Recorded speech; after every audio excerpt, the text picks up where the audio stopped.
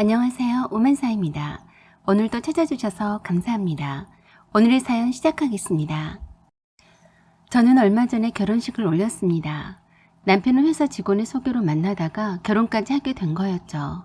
특별히 애틋한 감정이 있어서라기보다는 그저 저는 남편이나 양쪽 집안 부모님이 결혼을 서두르는 바람에 얼떨결에 해버린 것 같았어요. 둘 다 30 중반을 달리다 보니 주위에서 결혼을 재촉하더라고요. 남편은 제가 평소에 원했었던 백마탄 왕자와 같은 이상형은 아니었습니다. 이상형은 이상형일 뿐이라고 생각하고 때가 되고 인연이 되면 결혼은 하는 것이다라고들 하더니 제가 그런 경우였어요. 남편은 저와 동갑내기였는데 이미 결혼을 전제로 한 만남이라서인지 저희 둘 다 무척 진지했습니다. 소개해주신 분의 성의를 봐서라도 마음에 들지 않더라도 최소 5번은 만나겠다고 작정했었죠. 그동안 여러 번 소개받았던 경험이 있던 탓에 큰 기대를 하지 않았어요. 그래서인지 남편과는 친구처럼 편하더군요. 저는 저의 심장을 떨리게 하는 사람과 결혼하고 싶었는데 남편은 그렇지는 못했지만 이 정도 조건의 사람이면 결혼해도 되겠다 싶었고 남편도 저를 마음에 들어 하더군요. 그렇게 결혼말이 오고 간 지 6개월 만에 결혼식을 올렸습니다. 남편에게는 고등학교 동창 친구들 모임이 있었어요. 남편 포함해서 총 12명이었는데 결혼식을 하기 일주일 전부터 거의 매일 만나더라고요. 친한 친구니까 그런가 보다 했습니다. 결혼식을 바로 앞두고 있어서 여유도 별로 없었지만 남편 친구들이니까 저도 두 말 안고 함께 만났어요. 그래서 남편 친구들과도 꽤 친하게 지내게 되었습니다. 남편 친구들 중에는 괜찮은 사람도 꽤 있었어요. 하지만 그 중에 몇 사람 짓궂은 면이 없지 않은 사람도 있었죠. 그 사람은 특히나 더 남편과 친한 사람이었는데 장난말처럼 저희가 신혼여행 갈 때 자기네도 시간 맞춰서 뭉쳐서 함께 놀자라고 했습니다. 저는 설마하니 장난이겠거니 하고 신경 쓰진 않았어요. 어떤 정신 나간 친구들이 아니고서야 신혼여행 가는데 따라오겠다는 것이 말이 안 된다고 생각했습니다. 그런데 신혼여행지를 놓고서 고민할 때도 친구들이 서로 강원도와 제주도로 편이 갈라졌어요.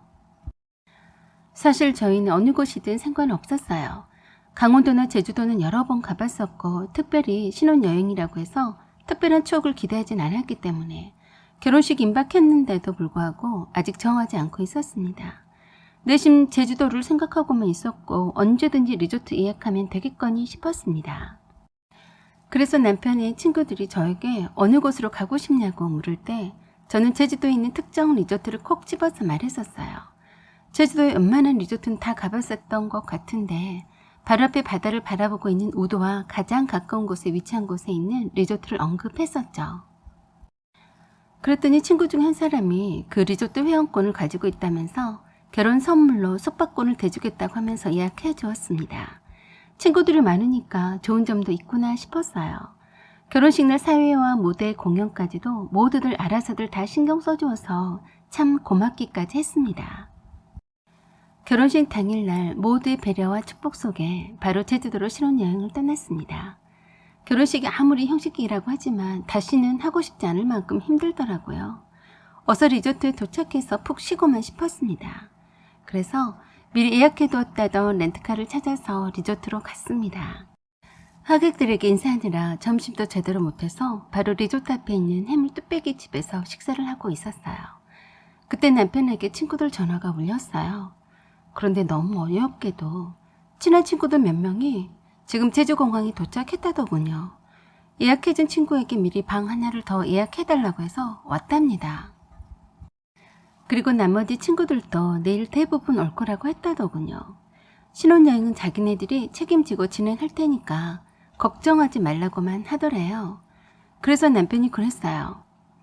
야, 신혼여행에 친구들이 오면 어떻게 모두 잡냐?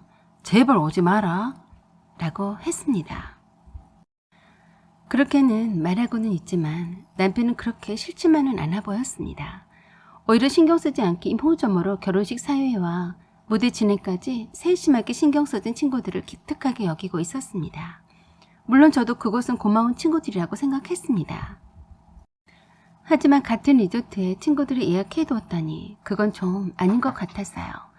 그래서 제가 공항에 도착했다며 친구와 통화 중인 남편에게 안 된다고 조용히 말했어요. 남편은 끄덕이며 알겠다고 하는데 한참을 통화를 하더군요.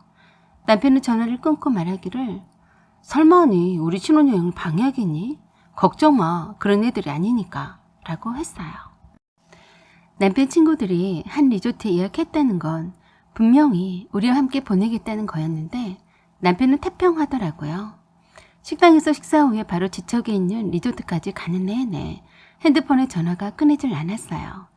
딴 친구들이 잘 도착했냐고 전화가 왔고 다들 하나같이 제주도에 저희랑 합류해도 괜찮냐고 묻는 것 같았어요.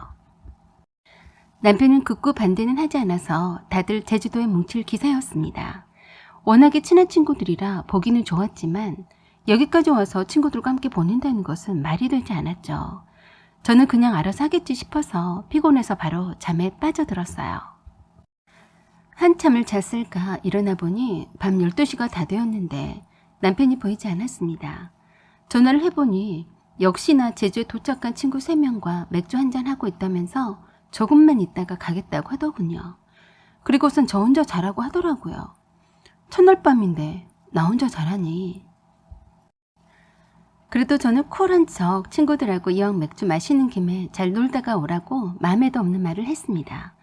그랬더니 응 알았어 하고는 내 대답도 듣지도 않고 끊어버리더라고요. 아니 이런. 순간 조금 화가 났습니다. 저는 잠을 잘 만큼 충분히 잤던 터라 눈만 말똥말똥 뜨고 커튼을 젖혀서 바다 쪽을 바라봤어요. 좋긴 좋네. 파도 소리 얼마만이야? 생뚱맞게 혼자서 중얼거렸죠. 그러다가 다들 자는 시간이라 친구들이나 친정 식구들한테도 전화도 못하고 있어서 좀 답답했습니다.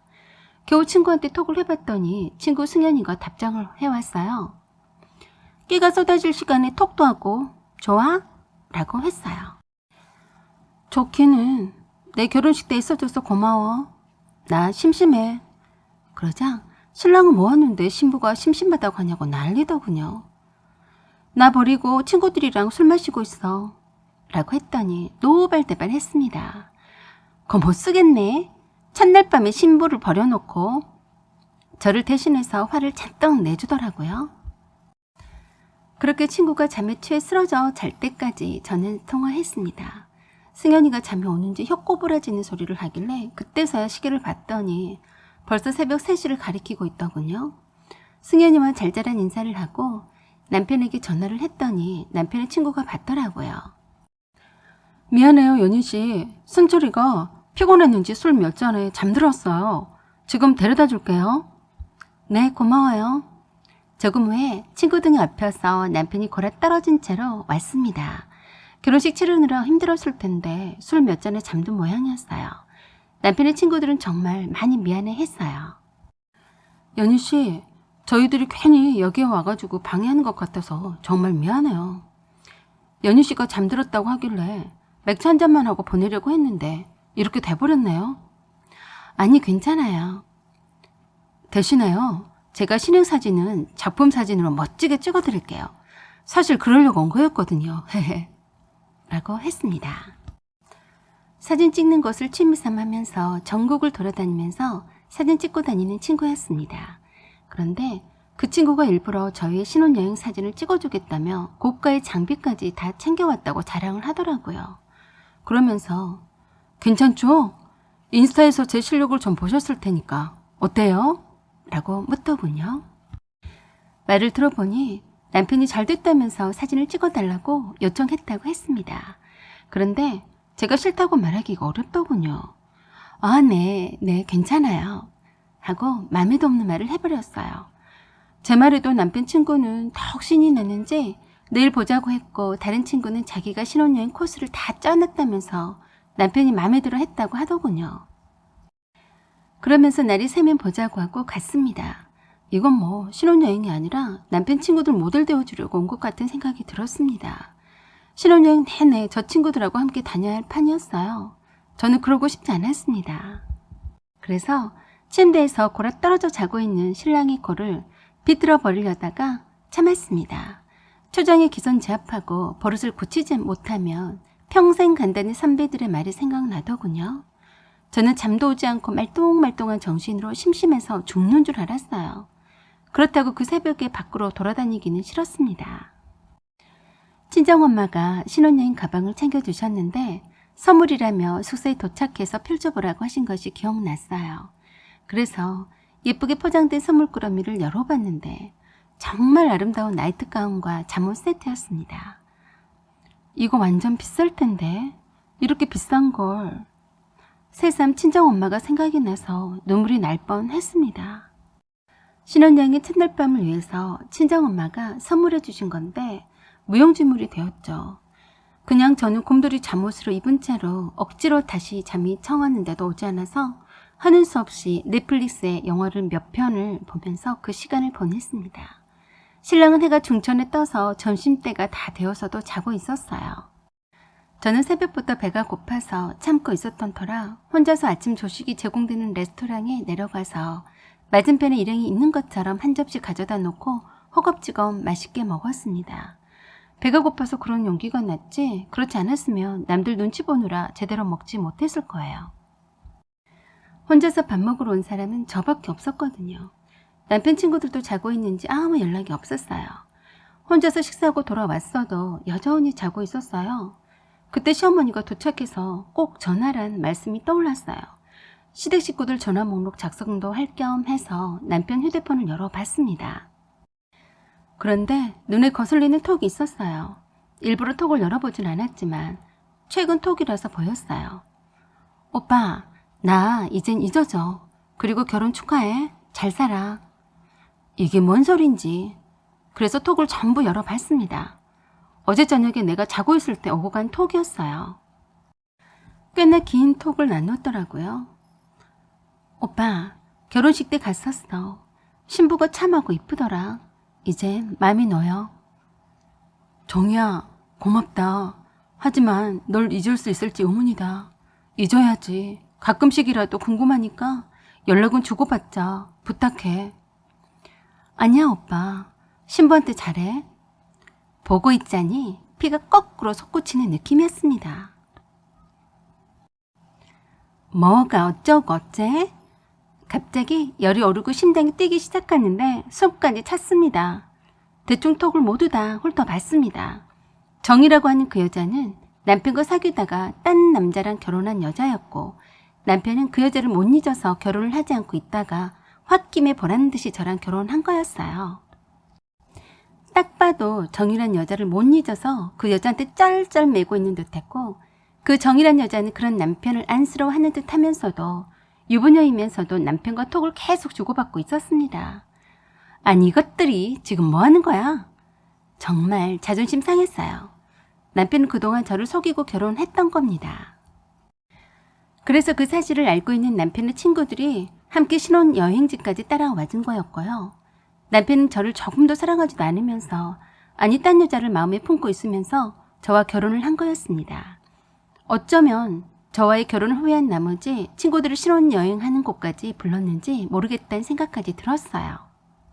그동안 희희낙낙거리며 함께 만났던 남편의 친구들이 이 모든 사실을 알고 있었는데 제가 얼마나 우습게 보였을지 정말 속이 상했습니다. 일단 남편의 핸드폰에 찍힌 톡들을 모두 내 휴대폰으로 저장해 두었어요. 그리고 자고 있는 머리맡에 쪽지를 남겼어요. 너 혼자 신행마저 잘 보내고 와라. 라고 하고서 바로 나와서 택시 불러서 공항으로 가버렸습니다. 비행기에 탑승할 때까지 연락을 하지 않는 걸 보니 아직도 자고 있는 것 같았어요.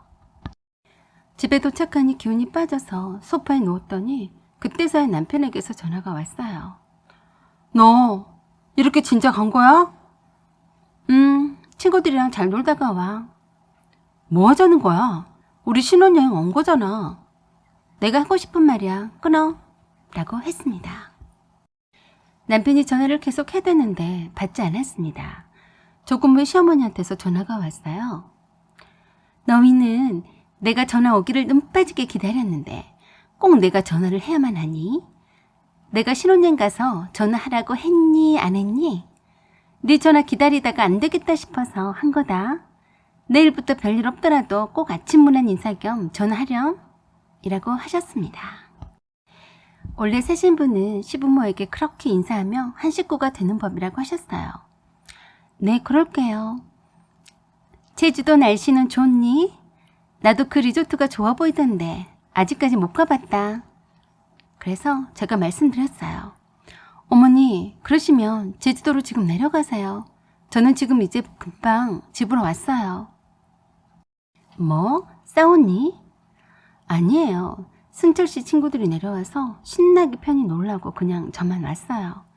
제가 올라왔으니까 어머니가 지금 내려가시면 저희가 예약했던 객실을 사용하실 수가 있으니까 아버님이랑 함께 가세요. 어차피 승철씨는 친구들이 묵고 있던 객실을 이용하면 되니까요. 라고 했습니다. 시어머니는 상당히 놀라시면서 일단 남편과 통화해본다고 하셨어요. 저는 그 사이에 제 결혼식과 웨딩 촬영 때 수고해주었던 친구들에게 연락해서 내 신혼집으로 모두 오라고 했습니다. 친구들은 난리가 났습니다. 신혼여행 중이어야 할 신부가 갑자기 혼자서 와서 친구들과 놀자고 하다니요. 아직 정리가 안 된 신혼집 집들이 겸 파티를 열자고 했더니 LTE급으로 빨리 오겠다고 하더군요. 신혼여행지에서 혼자만 왔다는 내 소식이 걱정이 된 친구들이 만사 제쳐두고 달려오겠다고 하니까 역시 친구밖에 없구나 싶었습니다. 이럴 때 친구들이 없었으면 얼마나 힘들었을까 싶었어요. 다시 전화를 주신 시어머니는 저에게 미안하다고 하셨어요. 신혼여행에 친구들이 따라왔다니 내가 혼내줬다. 그렇지만 아무리 그래도 신혼여행인데 잘 달래지 그랬니? 남자는 여자하기 나름이다. 암튼 승철이가 그 리조트 숙박권이 남아있으니까 아까우니까 나보고 내려오라고 하니까 가긴 간다만 썩 내키지는 않는구나 라고 하셨습니다.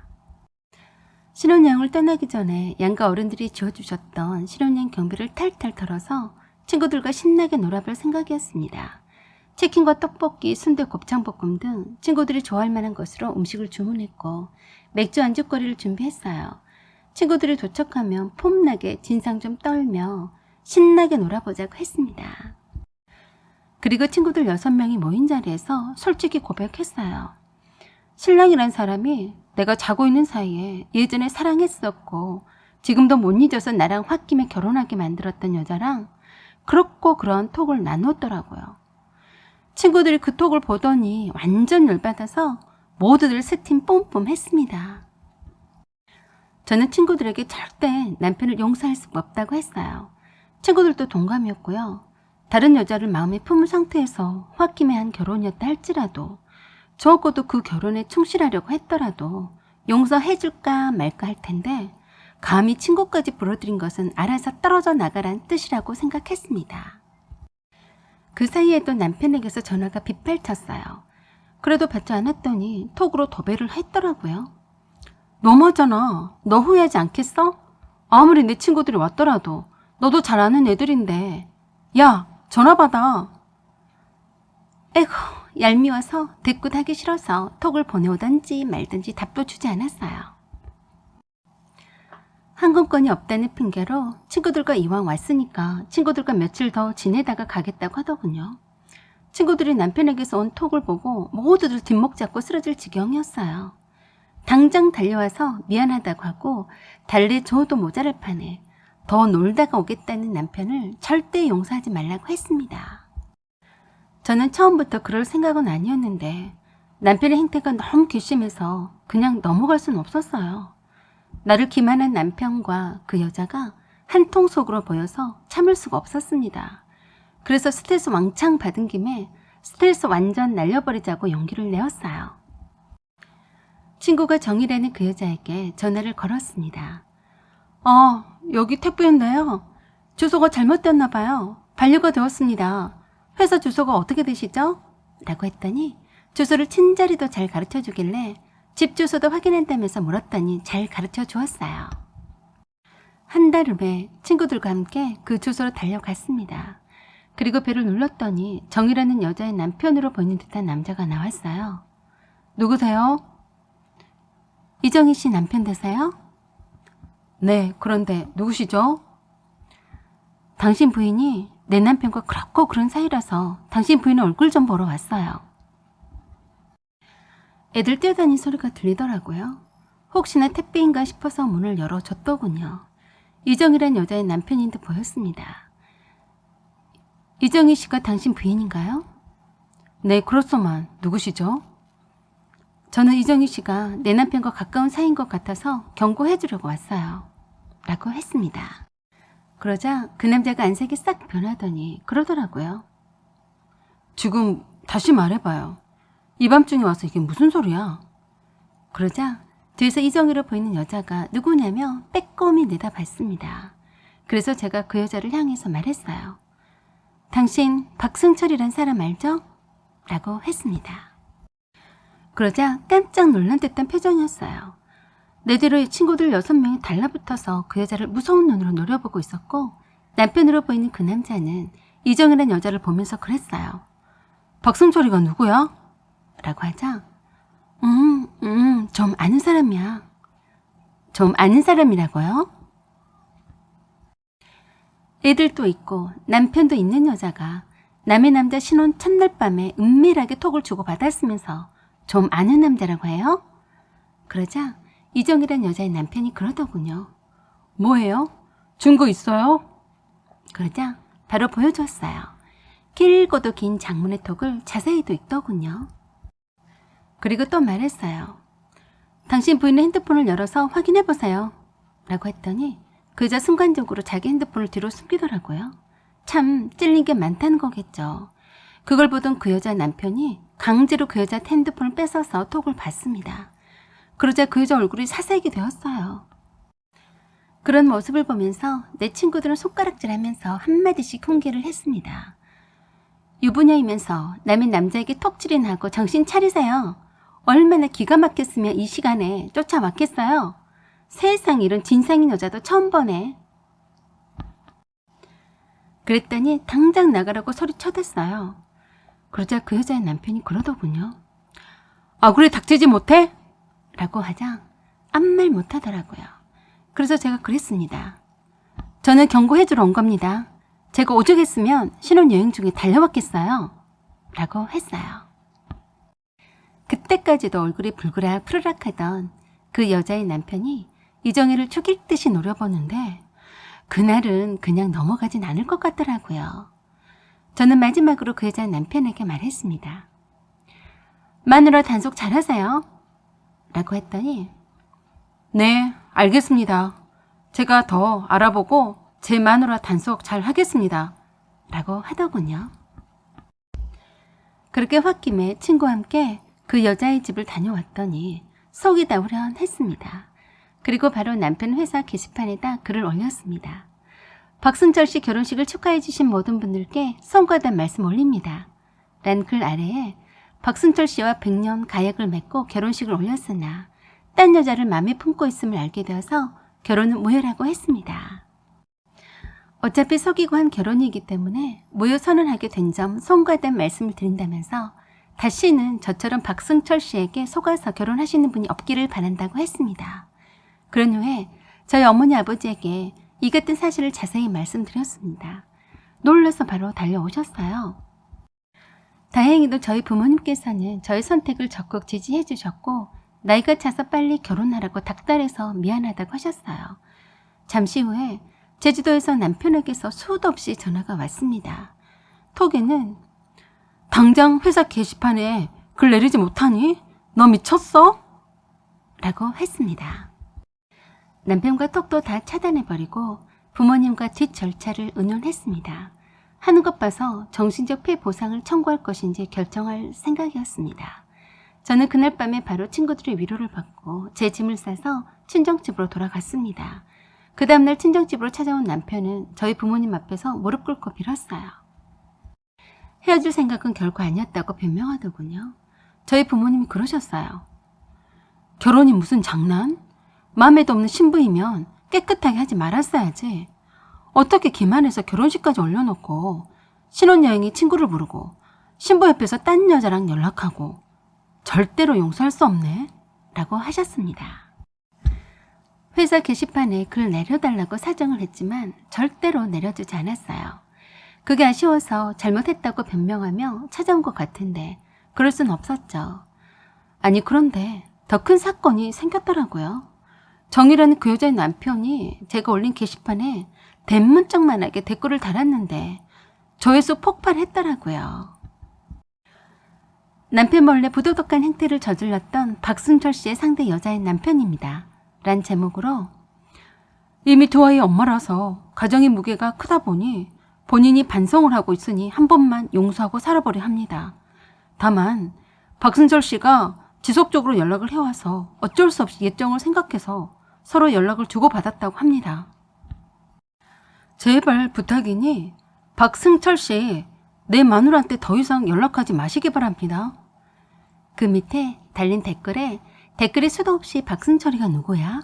하면서 온 산에 모르는 사람이 없을 정도로 단번에 스타가 되어버렸어요. 제 핸드폰에 수도 없이 게시판에 글을 내려달라고 전화해댔습니다. 그래서 제가 딱 한마디만 했습니다. 완전 스타가 됐던데 축하한다. 결혼 때문에 썼던 휴가도 끝나가는데 회사에 창피스러워서 어떻게 얼굴 들고 갈지 모르겠더라고요. 어느 날 안 되겠는지 정신적 피해 보상으로 위자료를 지급하겠다고 했습니다. 그리 큰 액수는 아니었지만 신혼집에 전세금을 빼서 위자료로 지급했습니다. 잘못했다고 저희 부모님께 용서를 빌러 왔을 때 위자료 청구하겠다고 잘 처신하라고 한 부모님의 말씀을 새겨 들은 모양이었어요. 그래서 게시판에 글을 내리고 조언해 주신 부모님의 말씀 따라서 글을 삭제했습니다. 그렇게 깨끗하게 정리하고 헤어졌습니다. 그동안 저에게 힘이 되어준 친구들과 가족들이 정말 고마웠습니다. 새삼 내 가까이 있는 사람들이 얼마나 소중한지 알게 되었습니다. 그래서 내 가까이 있는 사람한테 참 잘하고 살아야겠다는 생각이 드네요. 이번 일을 계기로 결혼한 여자에게 예의 없이 행동한 박승철도 진정성 있는 반성을 하기를 바랍니다. 마지못해한 반성이 아니기를 바라고 또 다른 여성을 만나더라도 다시는 그런 행태를 보이지 않기를 바라네요. 사연은 여기까지입니다. 여러분의 생각과 의견을 댓글로 달아주시고 부정적인 언어는 좀 더 순화해서 사용해 주시길 부탁드립니다. 구독과 좋아요 그리고 알림 설정 꼭 해주세요. 지금까지 시청해 주셔서 감사드립니다. 안녕하세요. 오면사입니다. 오늘은 외사촌 오빠의 결혼식에 갔다가 못 볼 것을 보고 결혼식 엎어버렸습니다. 입니다. 오늘의 사연 읽어드리겠습니다. 제가 당한 기막힌 사연입니다. 재작년에 연인 사이였던 남친과 헤어졌어요. 3년을 사귀었었고 결혼까지 생각할 만큼 사랑했던 사람이었어요. 그런 그가 나를 놔두고 한눈 팔리라고는 전혀 예상치 못했습니다. 그는 내가 아는 한 착한 사람이라고 생각했었기 때문이죠. 마냥 착하기만 하진 않았고 사회 이슈나 정치에도 관심이 많았고 특히 약자에 대한 배려를 위해 고군분투하는 자칭 인권 변호사였습니다. 스스로 개념 있는 변호사로 지칭했었죠.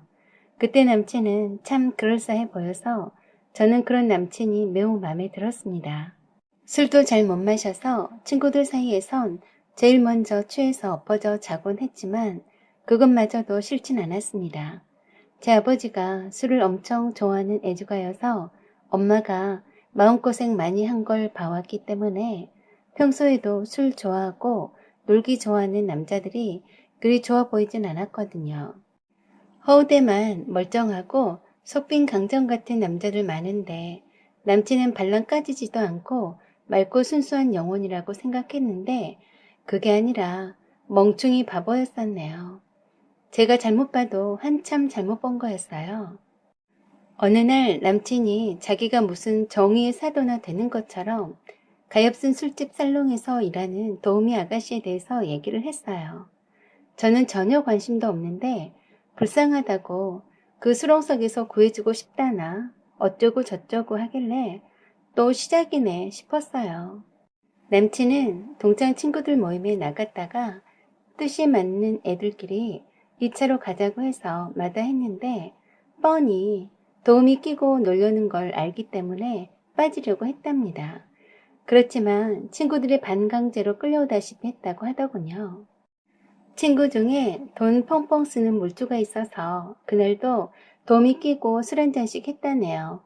눈치 봐서 빠져나갈 요량으로 술은 입에도 대지 않고 있었고 친구들은 이미 한 잔씩 걸친 상태로 자기네들끼리 떠들며 이야기하느라 바쁘더래요.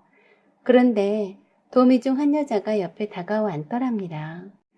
순진해 보인 생김새가 도우미를 할 사람 같진 않아 보였다네요.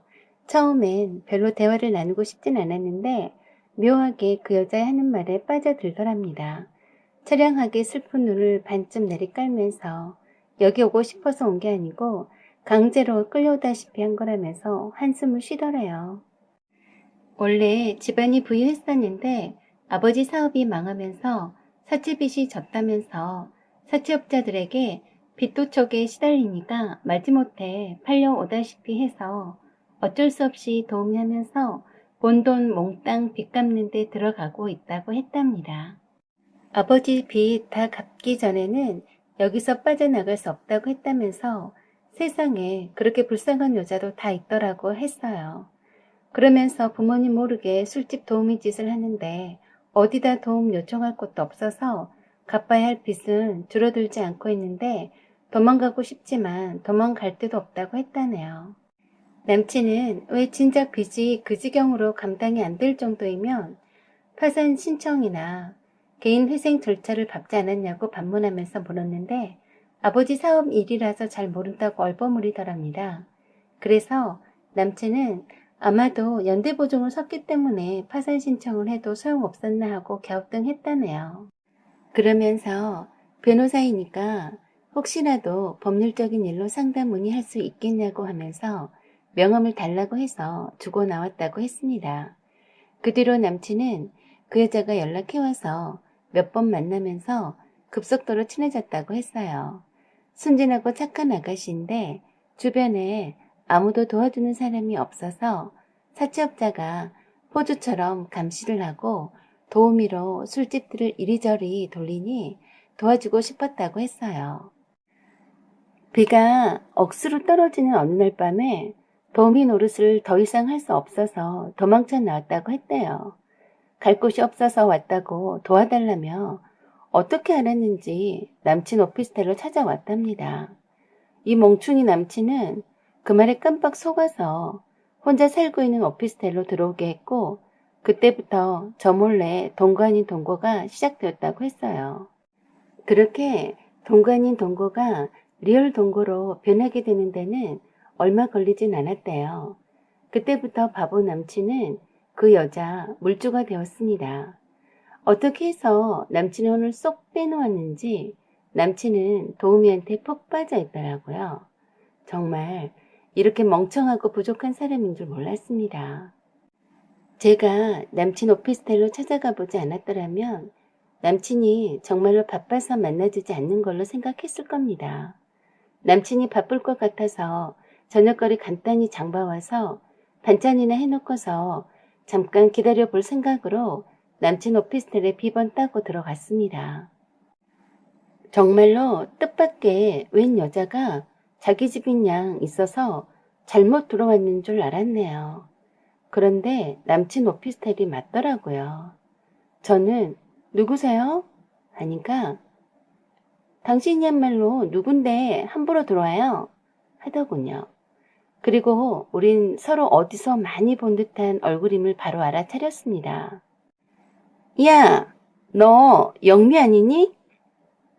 그래, 수키? 그랬습니다. 세상에, 고등학교 동창이었어요. 그런데 수키, 너 여기서 뭐하니? 여기 내 남친 집인데? 했더니 네 남친이라고? 어떡하니? 내 애인 집인데? 나 여기서 살고 있는데? 하는 거였습니다. 정말 기가 막히더라고요.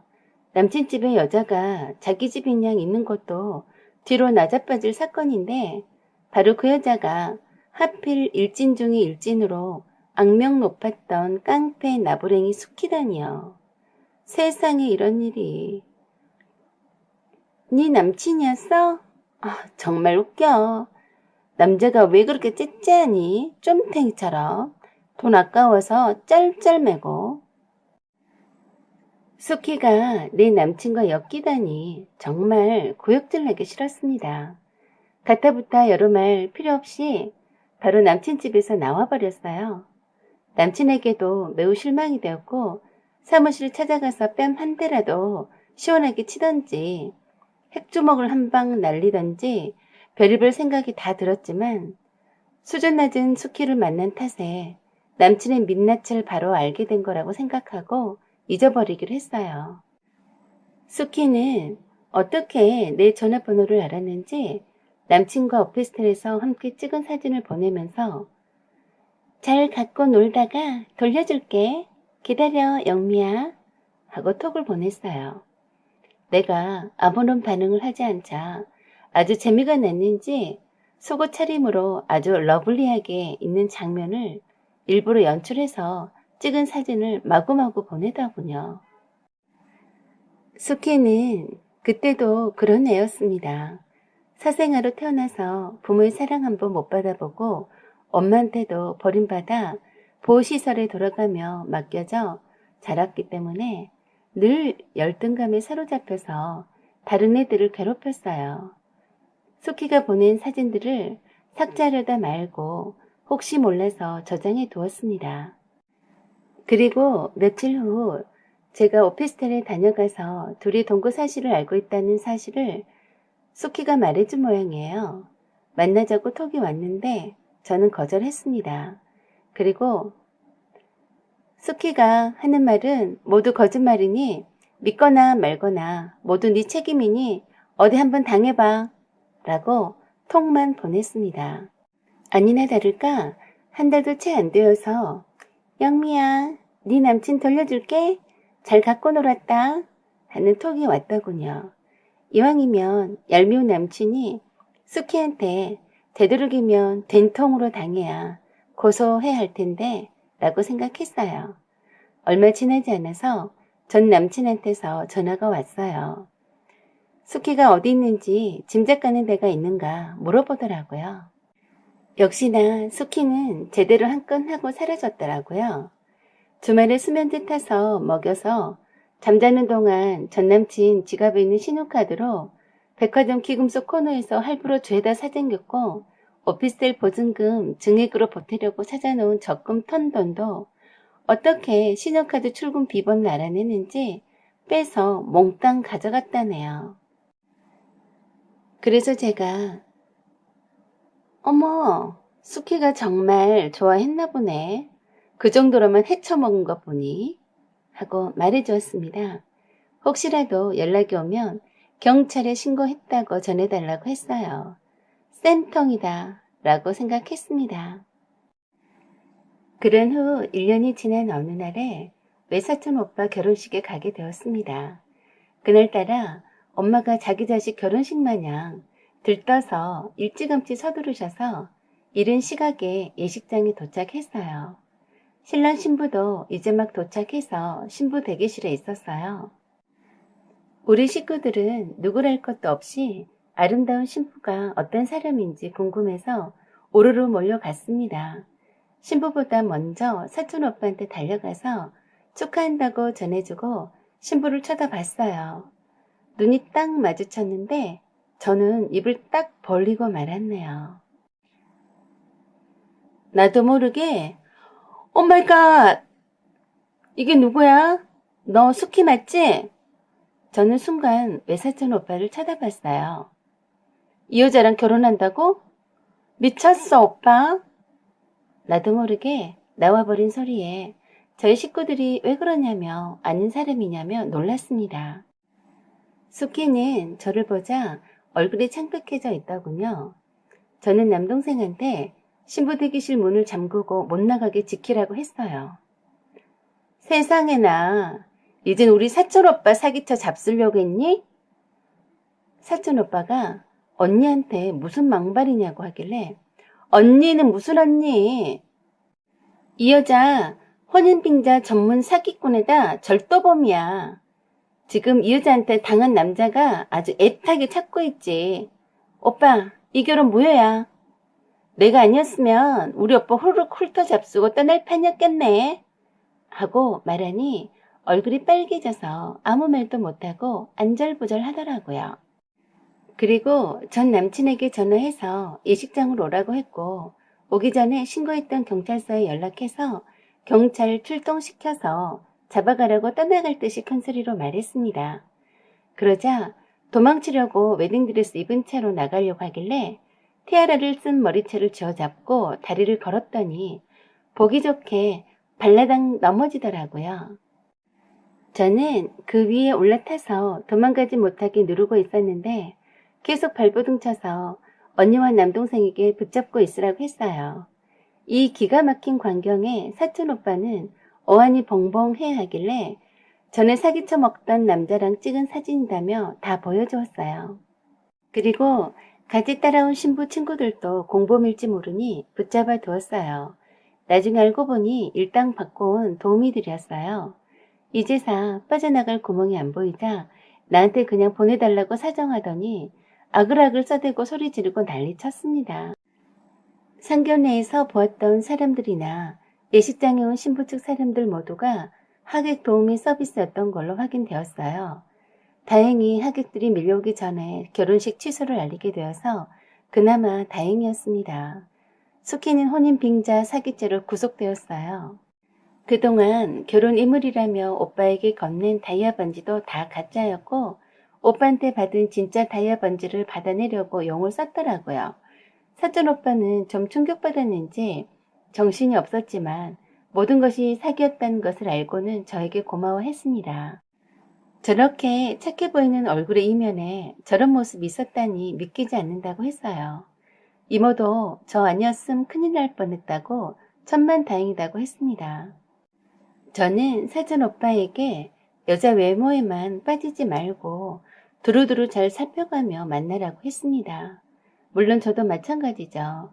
착하고 잘난 사람인 줄 착각하고 좋아했었는데 멍청하고 형편없는 사람이었거든요. 사람 만나는 것도 돌다리도 두드려가며 가듯이 조심스럽다는 생각이 듭니다. 여러분의 생각과 의견을 댓글로 부탁드립니다. 구독과 좋아요, 알림 설정 부탁드려요. 지금까지 시청해주셔서 감사드립니다. 안녕하세요. 오만사입니다. 오늘의 주제는 사랑하는 가족을 버리고 사업비 때문에 도망친 남편이 장례식장에 나타나서 놀라 자빠졌습니다. 란 내용입니다. 오늘의 사연 읽어드리겠습니다. 저는 누구나 다 아는 공기업에 근무하고 있습니다. 10년째 두 딸들을 혼자서 키우고 있습니다. 남편은 없냐고요? 남편은 10년째 어디 있는지 연락조차 없습니다. 죽었는지 살았는지 알 수도 없습니다. 살기 바빠서 남편이 어디 있는지 수소문조차 못하고 있었습니다. 연로하신 시어머니도 함께 살고 있어요. 죽었다는 말이 없으니 어딘가에 살고 있겠거니 하고 생각하고 있었습니다. 큰딸이 10살 때 그리고 작은딸이 8살 때였어요. 남편은 버려놓았던 사업들이 부도가 나고 빚이 감당하지 못할 만큼 돼버리자 가장이혼을 하고서 혼자 해외로 도망쳤습니다. 아이들을 잘 부탁한다면서 꼭 다시 돌아오겠다던 남편이었습니다. 그때 내 나이 38살이었고 남편 나이는 40세였네요. 남편은 결혼 초엔 누구나 다 아는 대기업에 근무하고 있었는데 꿈이 큰 사람이어서 늘 오너가 되기를 바랬었죠. 남 밑에서 일하는 성격이 아니라서 학원 사업부터 해서 정수기 사업, 그리고 저도 알지 못하는 사업을 벌이기 시작했습니다. 남편이 워낙 똑똑하고 사업성이 좋아서 처음엔 순풍에 덧달듯이 순조롭게 사업이 잘 진행되었어요. 거기에서 멈췄어야 했는데 처음 시작한 사업이 잘 되어가는 것에 고무되어서 사업을 확장하기 시작했습니다. 특별히 금전적으로 뒷배경이 없었던 남편은 기존 사업을 보증으로 은행 대출과 투자 유치를 과감히 해나가면서 무리하게 사업을 확장시켰어요. 하지만 늘 변수가 생기는 법이죠. 아무도 예상치 못한 믿었던 동업자의 거액의 횡령이란 변수가 터졌습니다. 사업을 확장하기 바쁘다 보니 주변 관리에 소홀히 한 탓이었겠죠. 그러면서 도미노식으로 걷잡을 수 없이 사업 운영이 어려워지기 시작하더니 급기야 부도가 터지고 투자했던 사람들의 빚독촉에 시달리기 시작했습니다. 유일한 안정적인 생계수단인 제 월급이 압류당하는 걸 막으려고 남편은 가장이혼을 하자고 했었고, 저희 회사에까지 빚쟁이들이 찾아오니까 혼자서 해외로 나가 있다가 돈 벌어서 다시 오겠다고 하고는 어머니와 애들을 잘 부탁한다고 하면서 야밤도주 하듯이 도망쳤습니다. 남편이 안 보이자 채권자들도 차츰 찾아와서 괴롭히는 일이 잦아들었어요. 그리고 아이들도 차츰 아빠 없이 사는 것에 익숙해졌습니다. 저도 물론 시어머니가 살림을 조금 도와주시긴 했지만 회사 일에 애들 교육에 살림에 정신없는 세월 보냈어요. 그래서 한 번씩 남편의 근황이 궁금도 했지만 연락 한 번 주지 않더군요. 아무도 남편 생사는 모른 채 세월이 지나왔습니다.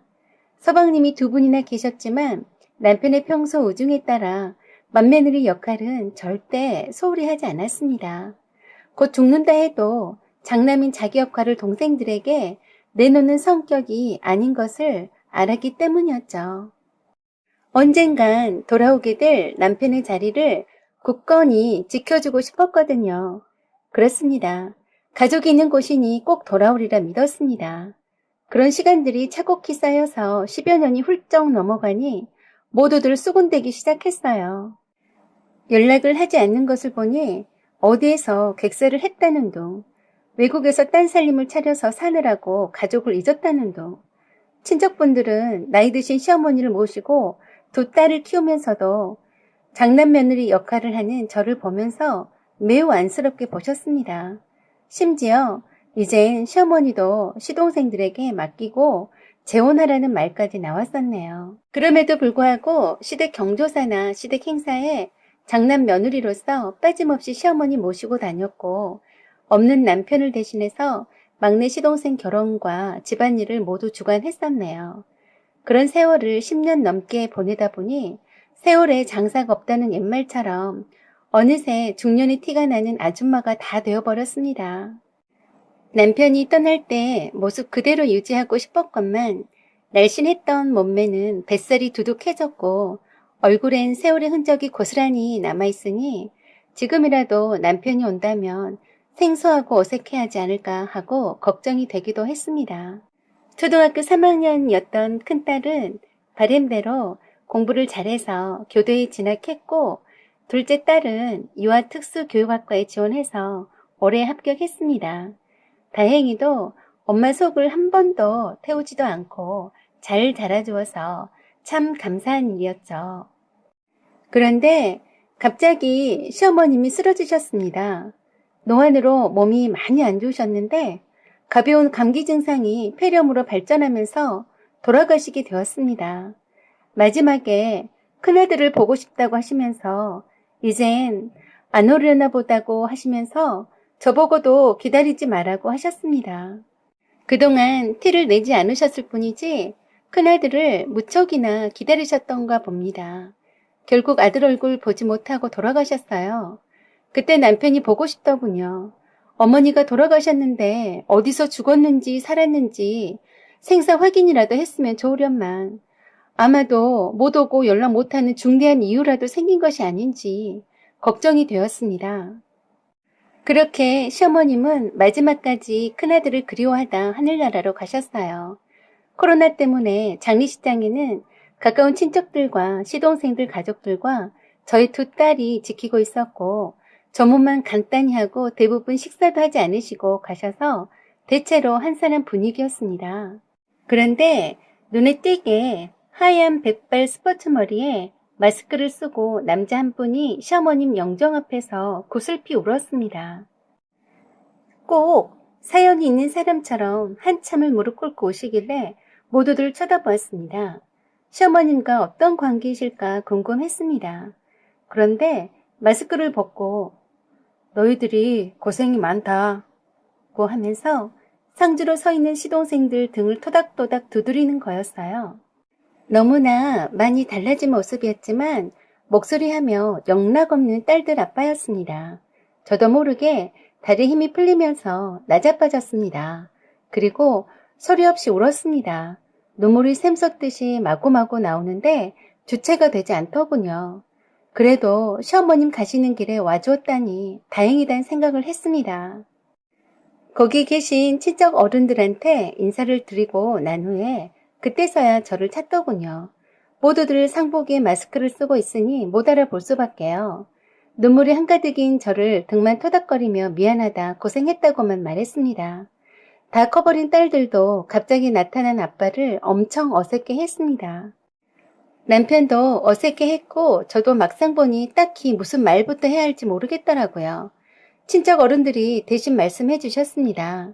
그동안 제가 얼마나 고생했는지, 왜 그동안 이렇게 살아있으면서 연락 한 번 안 했는지 시동생들도 폭풍 질문을 던졌습니다.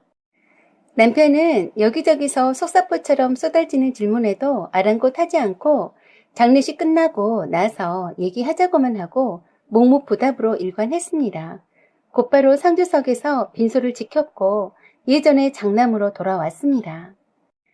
그렇지만 장례식 내내 저와 한 번도 눈도 마주친 적도 없었고 왠지 모르게 거리감이 느껴져서 가까이 갈 수도 없었습니다. 남편은 예전과 완전 다른 사람으로 변해 있었습니다. 미국에서 10년을 보냈다고 하고 최근에 입국했다고 했어요. 가족들 소식은 후배를 통해서 간간히 듣고 있었고 어머니가 위독하시다는 연락을 받고 만사 제껴두고 왔는데 한 발 늦어서 임종을 못 지켰으니 불효했다며 자책했어요. 그동안 미국에서 부동산 중개업을 하고 자리를 완전히 잡을 때까지 입국할 생각이 아니었다고 했습니다. 천성이 그놈의 병 때문이었네요. 사업병 때문에 일에 집중하느라 그 세월을 다 보내버린 거였습니다. 틀림없이 어느 정도 사업을 일구어서 금이 환영하려는 욕심 때문에 처자식과 어머니와 동생들에게도 연락 한 번 안 한 거네요. 장례식이 끝난 후 식구들이 모두 집에 모였습니다. 시동생들이 이왕 왔으니 오래 머물다가 가라고 했고 아니면 저를 데리고 가라고 주문했습니다. 이제 그만 떨어져 살라면서 형수도 이번 기회에 회사 퇴직하고 형 따라가라고 했습니다. 남편은 안 된다고 단호히 말하더군요. 미국에 당장 돌아갈 거고 정리가 잘 되면 돌아오겠다고 하는데 언제라고 기약할 수 없다고 했어요. 그리고 딸들 결혼식 때는 무슨 일이 있어도 온다고 다짐을 하는 것 보니 영원히 이곳을 떠나려는 심산인 것 같았습니다. 그리고 딸들 결혼식 자금과 대학 학비를 보내주겠다고 하면서 저에게는 가장 이혼이 아니라 진짜 이혼을 하자고 해서 깜짝 놀랐습니다. 그동안 시어머니 모시고 딸들 키워준 것 보상해주겠다고 했어요. 그리고 굳이 집을 놔두고 호텔 숙소에 가서 자더라고요. 저한테 전혀 애정이 없어 보였고 남남 같아서 참 서글펐습니다. 혹시나 여자가 있나 없나 물어볼 필요도 없겠더라고요.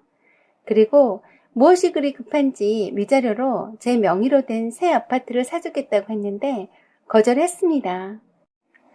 꼭 먹고 이젠 떨어져라 란 기분이 들어서 정말 싫었습니다.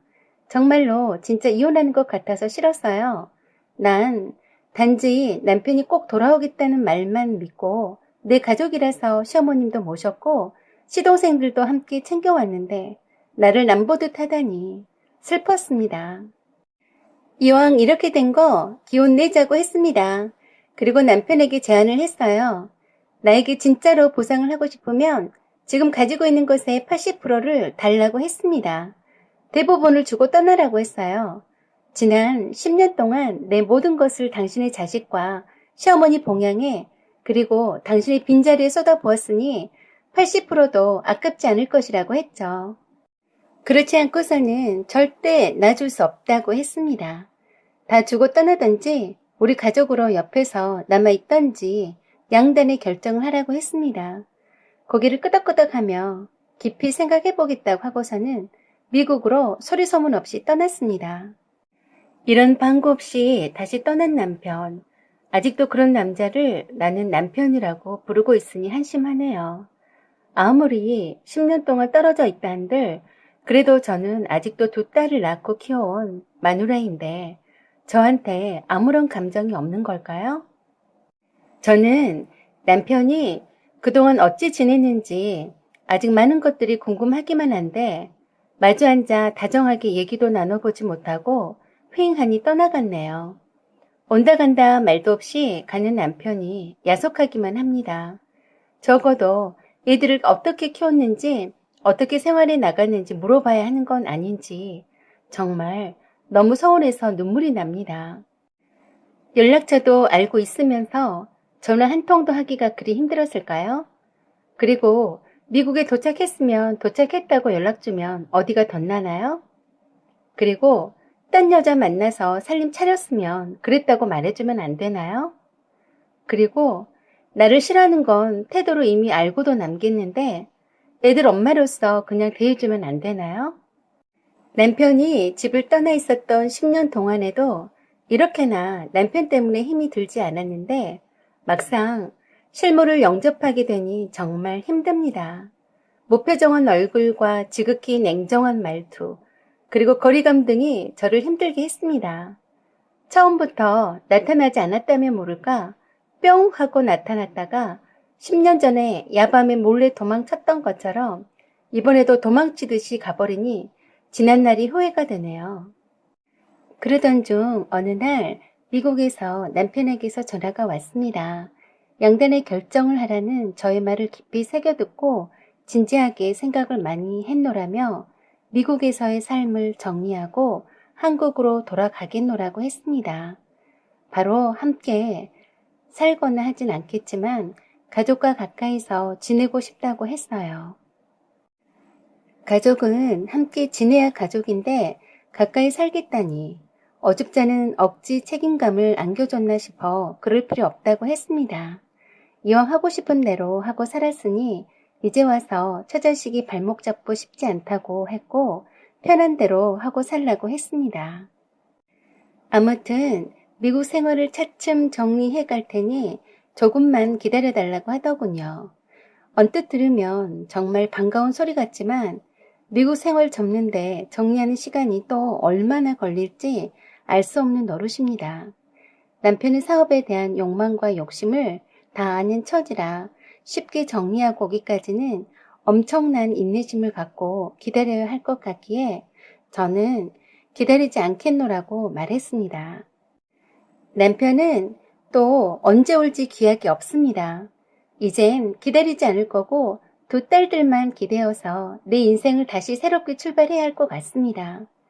가장 이혼을 하고 처자식을 버리고 갔을 때 10년 전에 이미 남편은 우리 가족이 아니었던 것을 이제야 깨닫습니다. 여러분들 저의 새로운 출발을 응원해주세요. 사연은 여기까지입니다. 소중한 댓글과 구독과 좋아요 그리고 알람 설정 부탁드립니다. 사연 제보도 기다립니다. 여기까지 시청해주셔서 감사드립니다. 좋은 날 되세요. 안녕하세요. 오면서입니다. 오늘의 사연 읽어드리겠습니다. 저는 35세 5살 난 아들을 둔 직장맘입니다. 남편은 회사 동료 직원을 소개로 만나서 연애하다 결혼했고요. 그 전에 몇 번의 연애 경험이 있었어요. 남편에게 자세한 건 말해주지 않았기 때문에 잘 모릅니다. 남편을 만나기 전에 결혼까지 약속했던 남자가 있었어요. 어느 주말에 친구를 백화점에서 만나기로 해서 아들을 데리고 백화점 에스컬레이터를 타고 가는 중이었어요. 아들 손을 잡고 한참 가고 있는데 누가 따라오고 있는 줄은 몰랐어요. 드디어 카페에 있는 친구를 만났는데 뒤에 어떤 아줌마가 계속 따라오더라며 아는 사람이냐고 물었어요. 그제서야 뒤를 돌아다 보니 어떤 아줌마가 서 있었는데 깜짝 놀랐습니다. 바로 전남친의 어머니였어요. 수진이 맞지? 네, 그런데 어쩐 일이세요? 왜 따라온 거냐고 묻는 거였는데 다짜고짜로 네 아들이니? 하고 물었어요. 네. 몇 살이니? 5살인데 왜 그러세요? 하니까 결혼했다는 소식은 들었다면서 자꾸 제 아들한테 관심을 두는 거였어요. 좋겠다. 쳐다들이니? 네. 좀 불쾌했어요.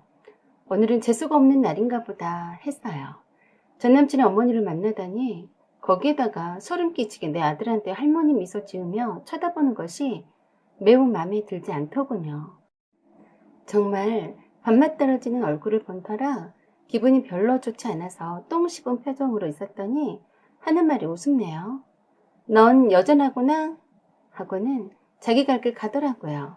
마귀알몸 같은 여자, 다시는 보고 싶지 않아서 소금이라도 있으면 뿌려주고 싶었습니다.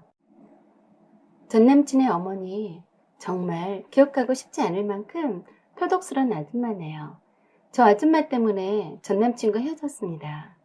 전남친이 소탈한 성격이라서 전남친의 집안이 그렇게도 대단한 줄은 몰랐습니다. 결혼할 여자로서 처음 인사드리러 갈 때서야 대골 같은 집을 보고서 전남친이 잘 사는 집에 자식이 없구나 싶었죠.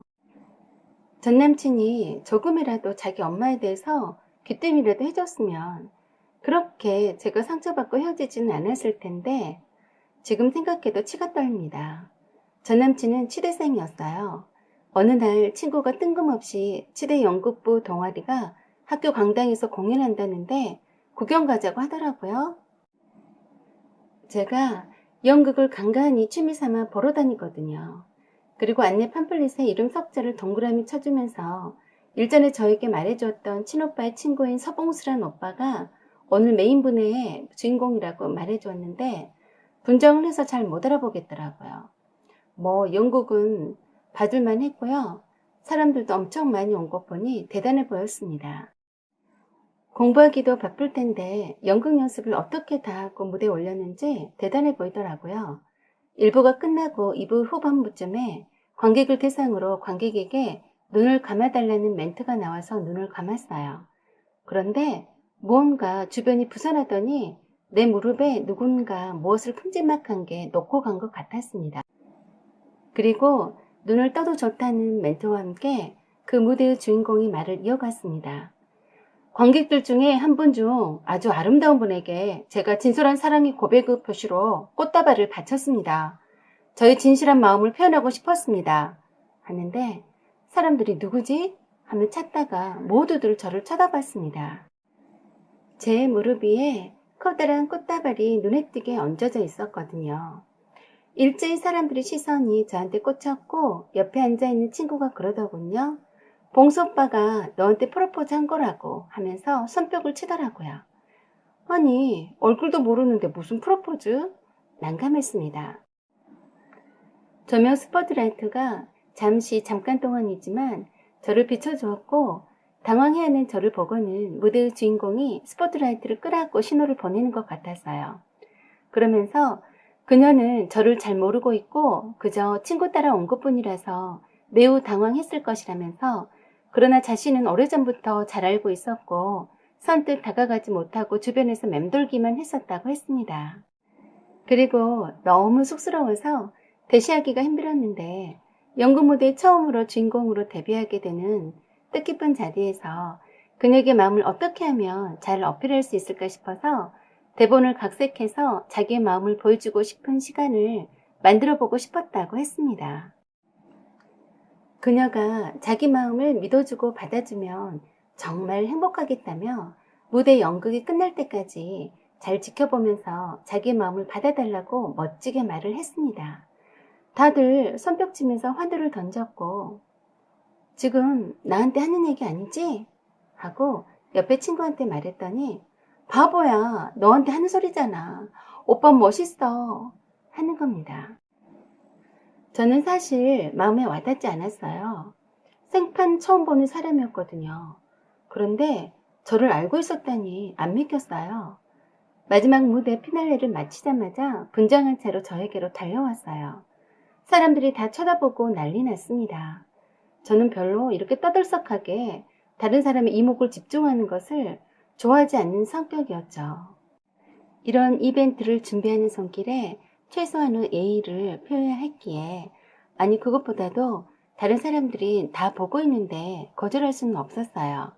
내 앞에서 무릎 꿇고 손 내미는 생판 모르는 남자의 손을 잡아줬습니다. 옆에 친구는 좋아 죽더라고요. 어디서 나타났는지 서봉수란 남자의 친구인지 후배들인지 나타나서 꽃가루 뿌리고 난리 났습니다. 참 독특하고 유별나다고 생각했었죠. 제 취향은 아니라서 예의상 손잡아 준 것뿐인데 난리 발광이었어요. 분장한 얼굴이라 진짜 얼굴도 모르는데 바로 사귄다니 말이 되나요? 약간 여자의 심리를 잘 모르는 것 같았어요.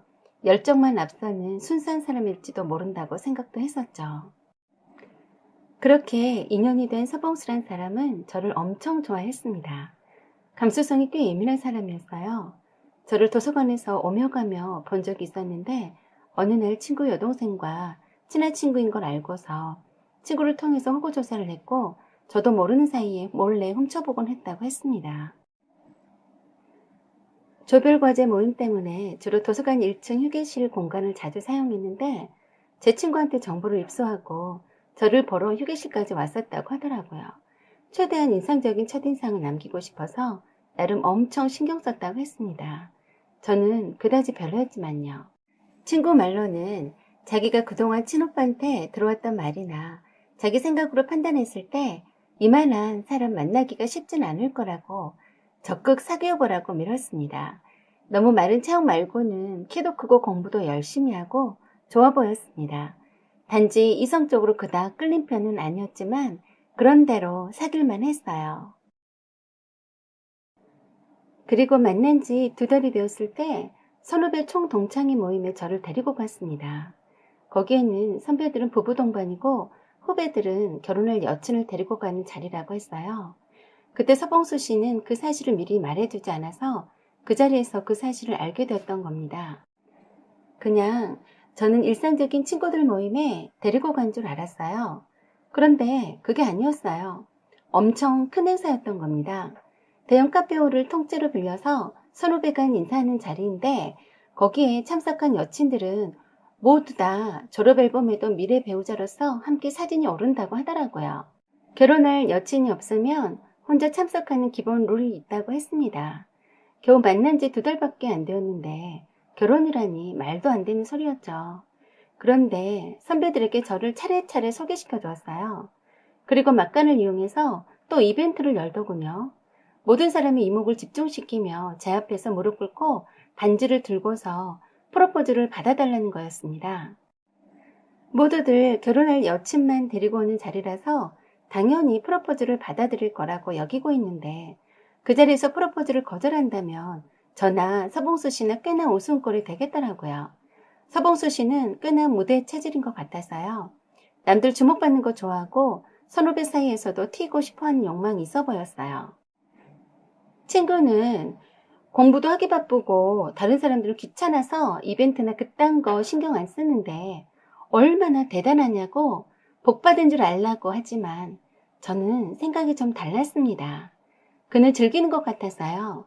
서봉수 씨만의 스트레스 해소법이고 자기 만족 같아 보였어요. 결론은 프로포즈를 받아주었습니다. 이젠 빼도 박도 못하게 서봉수 씨 졸업 앨범 사진에 올라야 한다고 하더라고요. 그 많은 선후배 앞에서 한 그 프로포즈를 받아줬으니 결혼해야 한다고 했어요. 그리고 그날 집으로 데려다 주면서 서봉수 씨가 진심을 말했어요.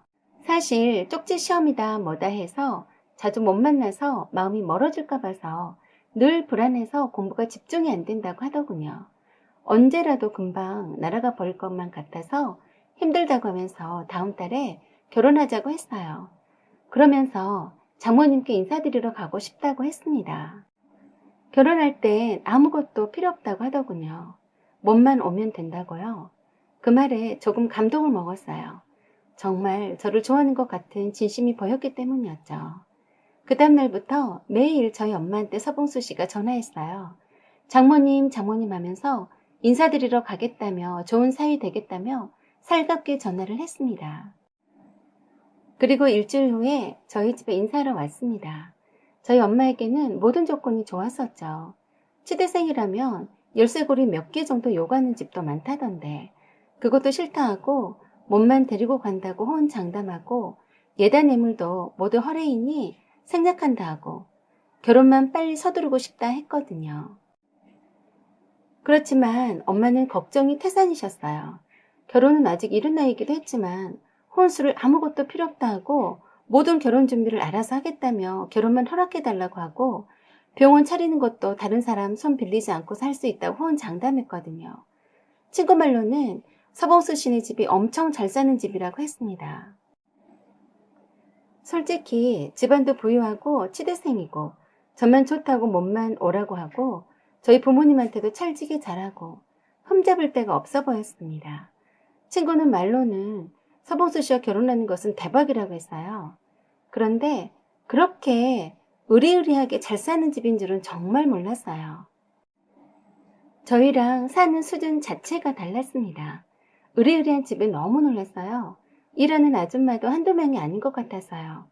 예비 시어머니 되실 분은 가정주부라고만 했는데 대문을 열어주는 아줌마, 그리고 거실 현관문을 열어주는 아줌마, 그리고 화려한 인테리어에 넓은 거실을 보면서 눈이 휘둥그레졌습니다.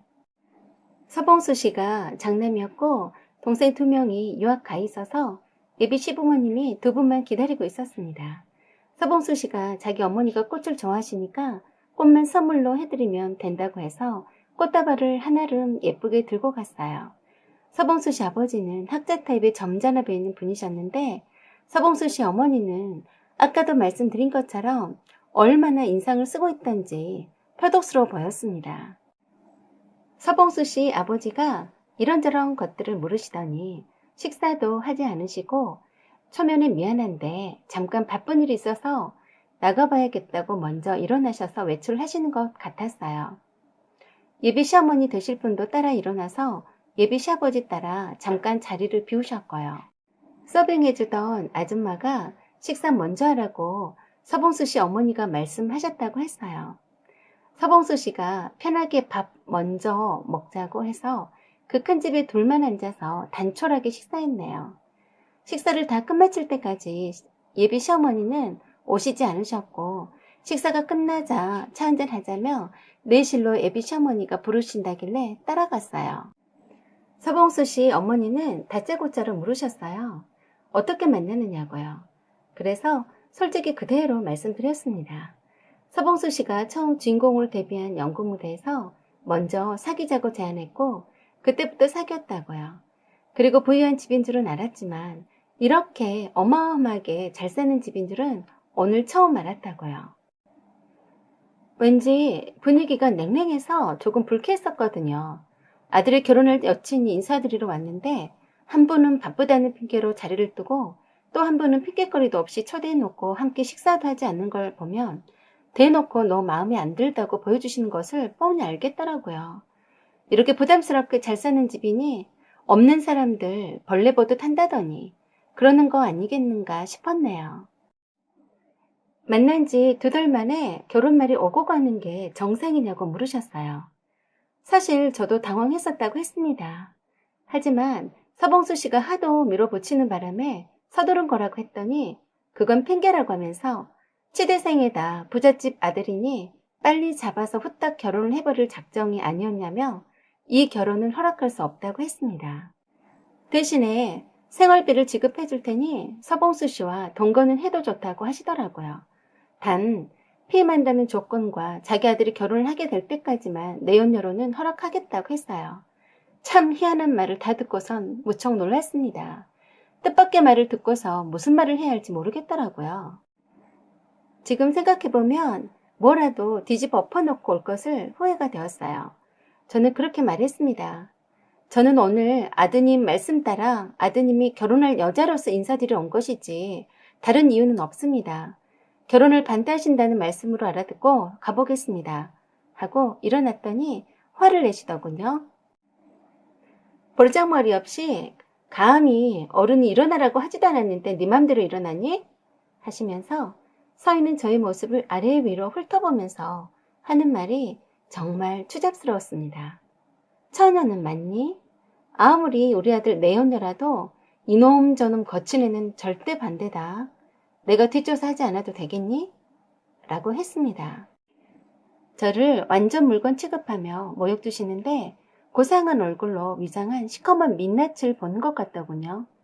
그래서 제가 그랬습니다. 참 실망이네요. 고상한 분이신 줄 알았더니 산전수전 공중전까지 다 거치신 분인 것 같네요. 아드님 내연녀 찾으신다면 저는 마다하겠으니 뒷조사 고민하지 않으셔도 되겠네요. 하고 바로 나와버렸어요. 아주 기분 더러운 표정으로 나와서 거실에서 기다리고 있던 서봉수 씨를 한번 째려보고는 바깥으로 나가려는데 뒤에서 따라 나오던 서봉수 씨 어머니가 일하는 아줌마에게 굵은 소금 한 대박 가져오라고 하더라고요. 그러더니 정말 불쾌하게도 나가려고 현관에서 신발 신고 있는 저를 향해서 재수없다며 대놓고 뿌리시는 겁니다. 그러면서 일하는 아줌마에게 제가 밟는 곳마다 따라 나가면서 문 밖에까지 소금을 뿌리라고 지시하더라고요. 정말 치욕스러웠습니다. 서봉수 씨는 자기 엄마에게 미쳤냐며 소리 지르는데 되려 돈 보고 달려드는 여자는 돈 주고 사서 쓰면 된다고 하시면서 만난 지 2달 만에 결혼으로 뽕을 빼겠다는 여자가 정상이냐고 야단하더라고요. 그리고는 제가 정원 마당을 거쳐서 대문 밖으로 걸어가는 자리마다 뒤따라오면서 일하는 아줌마가 소금을 뿌려댔습니다. 정말 치욕스러워서 눈물까지 다 났어요. 서봉수 씨는 쫄래쫄래 따라 나오면서 자기 엄마가 뭔가 오해를 하신 것 같다며 자꾸 미안하다며 집까지 바래다 준다는 것을 단호히 거절하고 바로 택시 타고 와버렸습니다. 그리고 그 뒤로 절대 만나지 않았습니다. 친구 말로는 그에 유급당하고 휴학까지 했다고 했어요. 몇 번 집에까지 찾아오기도 했지만 절대로 만나주지 않았습니다. 친구 말로는 그 뒤로 결혼했다는 말을 들었는데 결혼 생활이 원만치 않다고 하더라고요. 결국엔 이혼 절차까지 밟고 있다고 들었습니다. 결혼한 후에도 가끔씩 친구를 찾아와서 저에 대해서 물어본다고 하더라고요. 그러던지 말던지 처음 인사드리러 갔을 때 뒤에다 소금 뿌리는 걸 보고는 서봉수 씨도 정남이 떨어졌어요. 소식 알고 싶지도 않았습니다. 그런데 왜 손잡고 가는 내 아들을 보고 따라왔는지 이해가 안 되네요. 혹시 서봉수 씨 핏줄이 아닌가 하고 의심한 걸까요? 돈으로만 온몸으로 처발랐지 인성은 시궁창에 걸레만도 못하는 수준이라 별 희한한 상상을 다 했을지도 모르겠네요. 내 아들 보고 그런 상상을 해서 따라왔다면 정말 구역질납니다. 그럴 일이 없겠지만 다시 만난다면 꿈 깨시라고 말씀드리고 싶네요. 별짓거리를 다 해서 부잣집 만나님 자리를 꿰차고 있는 것 같은데 더러운 당신의 피는 전혀 섞여 있지 않으니 불결하게 내 아들 쳐다보지 말라고요. 오늘같이 재수없는 인간 만날지 모르니 굵은 소금을 한 움큼씩 가지고 다녀야겠습니다. 이미 결혼해서 아들 낳고 행복하게 잘 살고 있는데 재나 뿌리지 않을까 걱정이 되네요. 오늘처럼 우연이라도 다시는 서봉수 씨 어머니를 만나는 일이 없기를 바라네요. 사연은 여기까지입니다. 여러분의 생각과 의견을 댓글로 남겨주세요. 구독과 좋아요 그리고 알림 설정 부탁드려요. 사연 제보도 기다립니다. 여기까지 시청해주셔서 감사드립니다. 좋은 날 되세요. 안녕하세요. 오만사입니다. 오늘의 사연은 내 친구 험담을 하는 아나모인 사자 동서란 내용입니다. 오늘의 사연 시작하겠습니다. 저에게는 손아래 동서가 한 명 있습니다. 저보다는 2살 나이가 더 많아요. 서방님과는 동갑인데 서방님이 중학교 동창이었습니다. 서방님이 회사에서 부동산 개발 업무를 맡기 시작하면서 갑자기 부동산 중개에 관해서 관심을 갖게 되더니 공인중개사 자격증을 따신다고 학원을 밤늦도록 다녔어요. 거기서 만난 지금의 동서와 공부하면서 알콩달콩 사귀다가 결혼까지 하게 되었었네요. 서방님은 직장반이라서 퇴근 후 저녁 시간에만 강의를 들었었고 동서는 종합반인 종일반이었어요. 그러다가 우연히 학원에서 오다 가다 마주쳐서 만나게 된 거라고 했습니다. 서방님은 떨어졌고 동서는 합격했습니다. 서방님은 회사 다니면서 자격증 따는 것에 대해서 그리 절실하지는 않았고 거기에다가 동서와 연애하느라 공부는 뒷전이었겠죠. 그런데 나중에 알게 되었지만 동서는 한 4수 정도 했을까요? 아무튼 회사 그만두고 여러 해 동안 학원 터줏대감 노릇을 했다고 들은 것 같았어요. 그런데 결혼식을 올리기 직전에 사무소를 차리고 일을 바로 하더라고요. 다른 사무소에서 경험도 없이 바로 사무소를 차리길래 생각보다 똑똑한 사람인가 보다 했었네요. 서방님 말에 의하면 당차서 맨땅 헤딩하더라도 잘 해낼 거라고 지켜 세우더라고요. 저희네 부부도 결혼할 사람이라서 사무소 개업식에 가서 축하해 주었었죠. 동서가 저와는 다르게 활달하고 사교적이라서 적성에 맞을 것 같더군요. 그리고 동서네 친정 부모님이 장사를 이것저것 하시면서 자수성가하셨다고 들었습니다. 그래서 동서 사무실도 올세 내지 않고 바로 차려주시고 고대 결혼식까지 일체를 모두 다 친정 부모님이 다 해주셨다고 들었습니다. 저희네는 결혼한 지 3년이나 다 되었어도 아직 내 집장만 꿈도 못 꾸고 있는데 동서는 결혼과 더불어서 바로 집장만 해버렸습니다. 상견례 때부터 아예 동서네 친정어머니가 그러셨대요. 우리 딸은 좁은 집에서는 못 삽니다. 항상 넓은 집에서만 살았기 때문에 답답해서 못 살아요.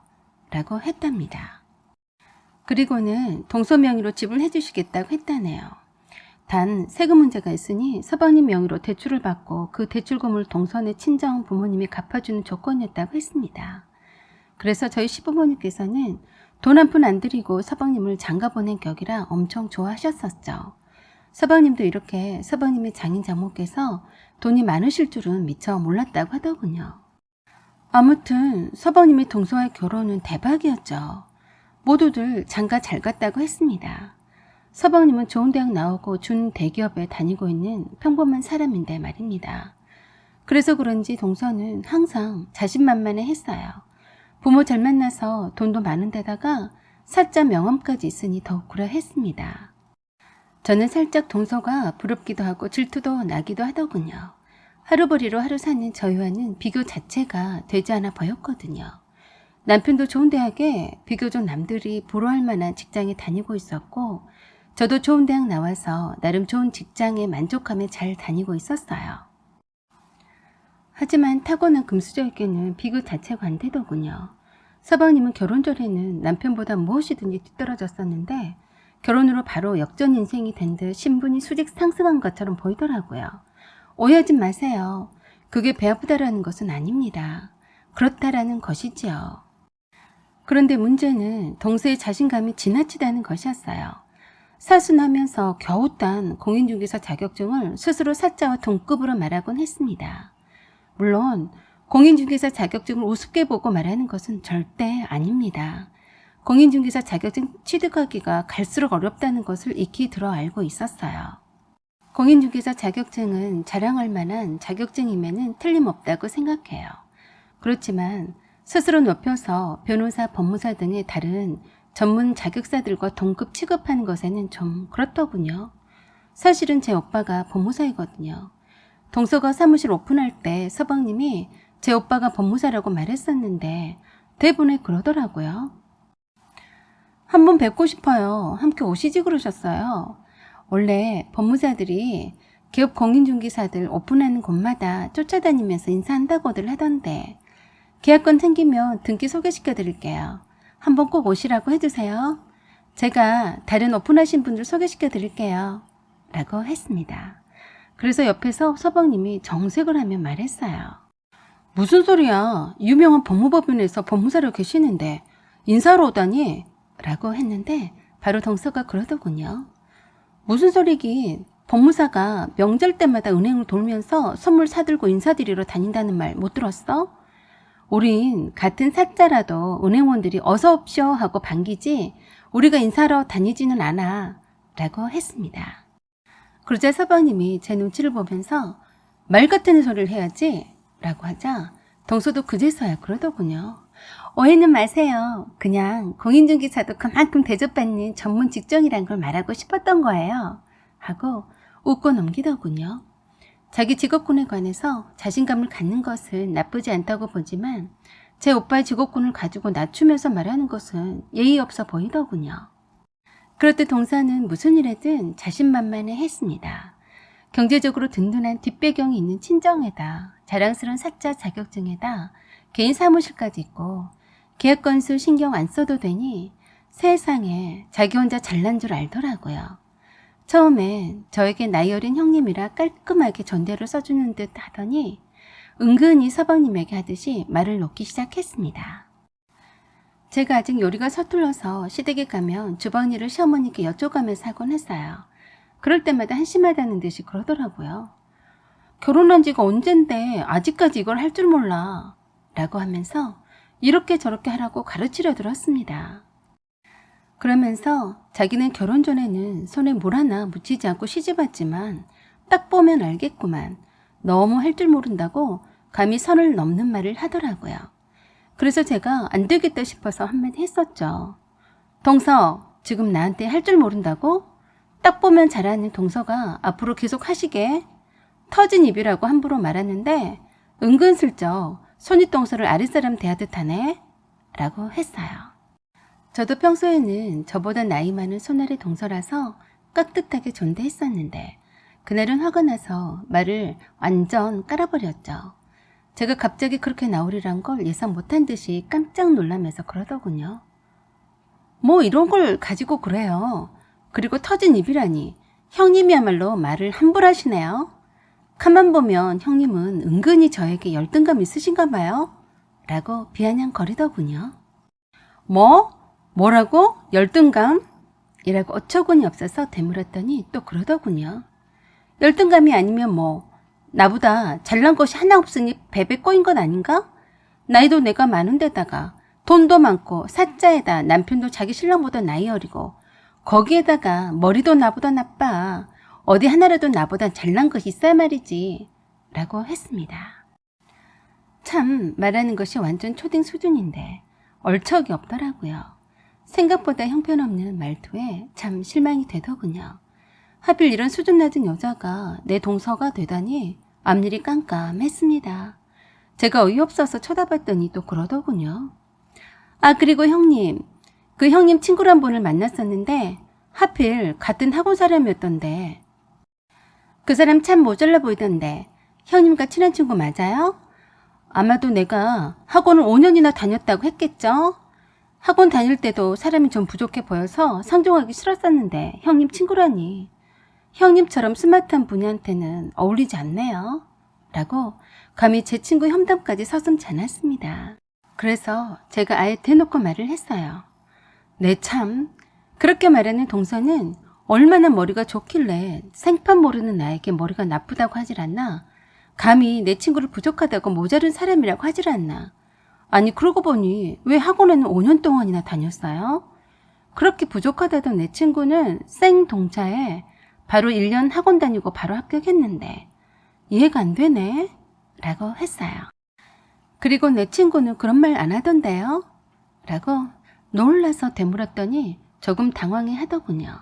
사실 내 친구는 자기 일이 바빠서 1년 동안만 학원만 열심히 다녔을 뿐이지 다른 사람이 사수를 했건 5년을 다녔건 잘 몰랐어요.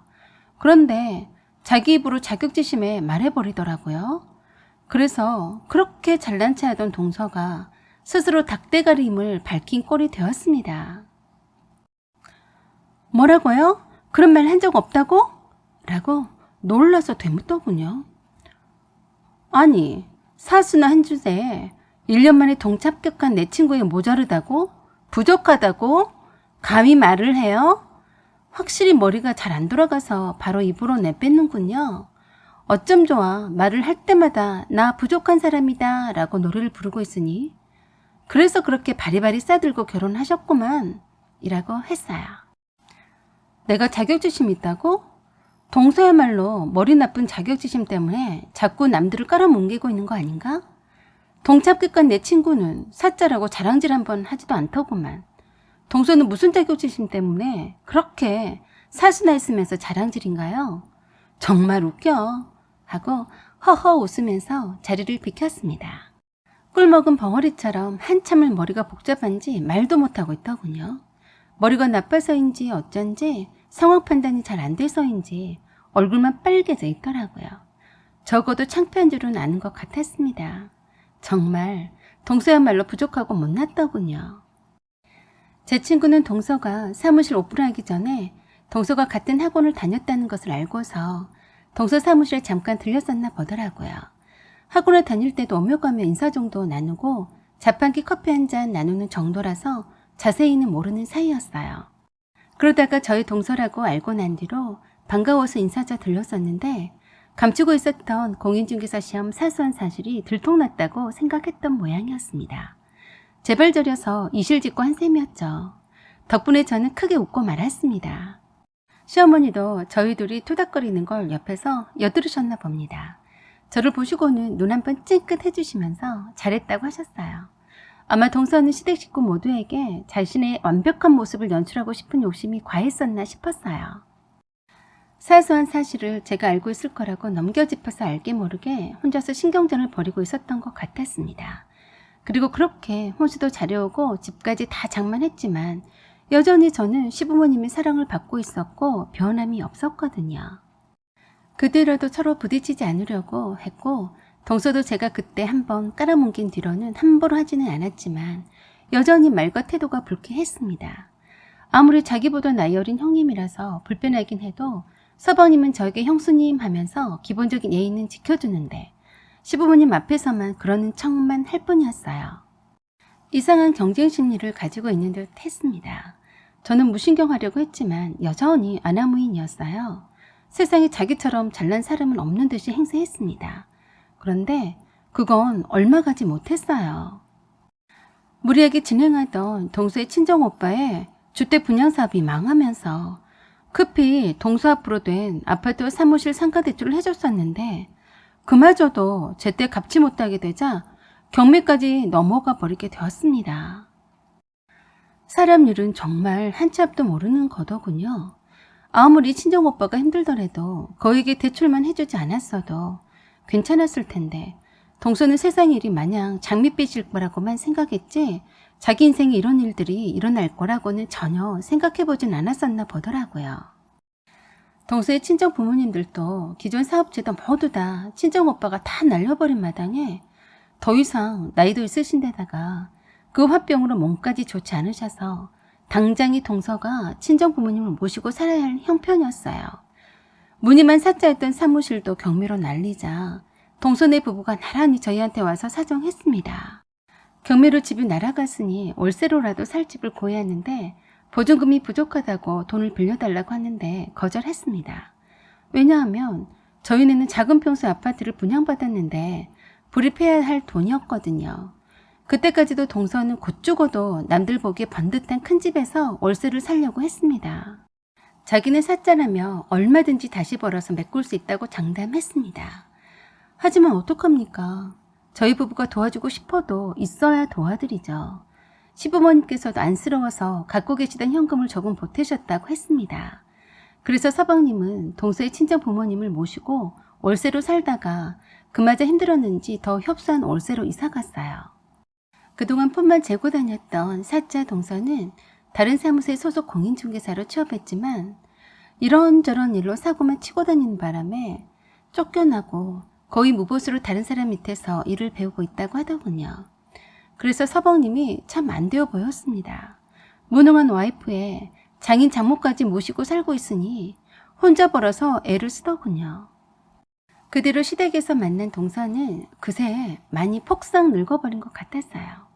저와는 2살밖에 차이가 나지 않는데 마치 10년이나 차이가 나 보였습니다.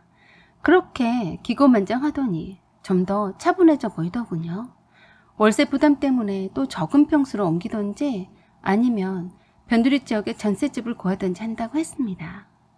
그리고 동서도 일이 많이 익숙해져서 할만하다고 하더군요. 시부모님께서는 다들 그렇게 열심히 살면서 사는 거라고 동서를 격려하셨어요. 그래서 저희 부부는 분양받은 아파트 입주를 소문내지 않고 조용히 이사했습니다. 아파트 집들이 하는 날에 동서의 씁쓸한 표정을 짓는 것을 보니 참 많은 것을 말해주는 것 같더군요. 이 집보다 더 큰 집에서 살았었는데 하고 말이죠. 그리고 나도 이깟 집보다 더 좋은 집으로 이사갈 수 있어. 두고 보라고 라고 하는 것 같았습니다. 세상 부러울 것이 없던 동서가 그동안 부모 찬스로 잘난 체하며 남들을 함부로 깎아내리더니 인생의 된통 서리를 맞았습니다. 이번 기회에 좋은 교훈을 얻어서 새로운 삶의 자양분이 되기를 바라봅니다. 사연은 여기까지입니다.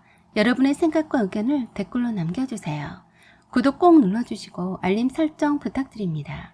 여기까지 시청해주셔서 감사드립니다. 항상 좋은 날 되세요.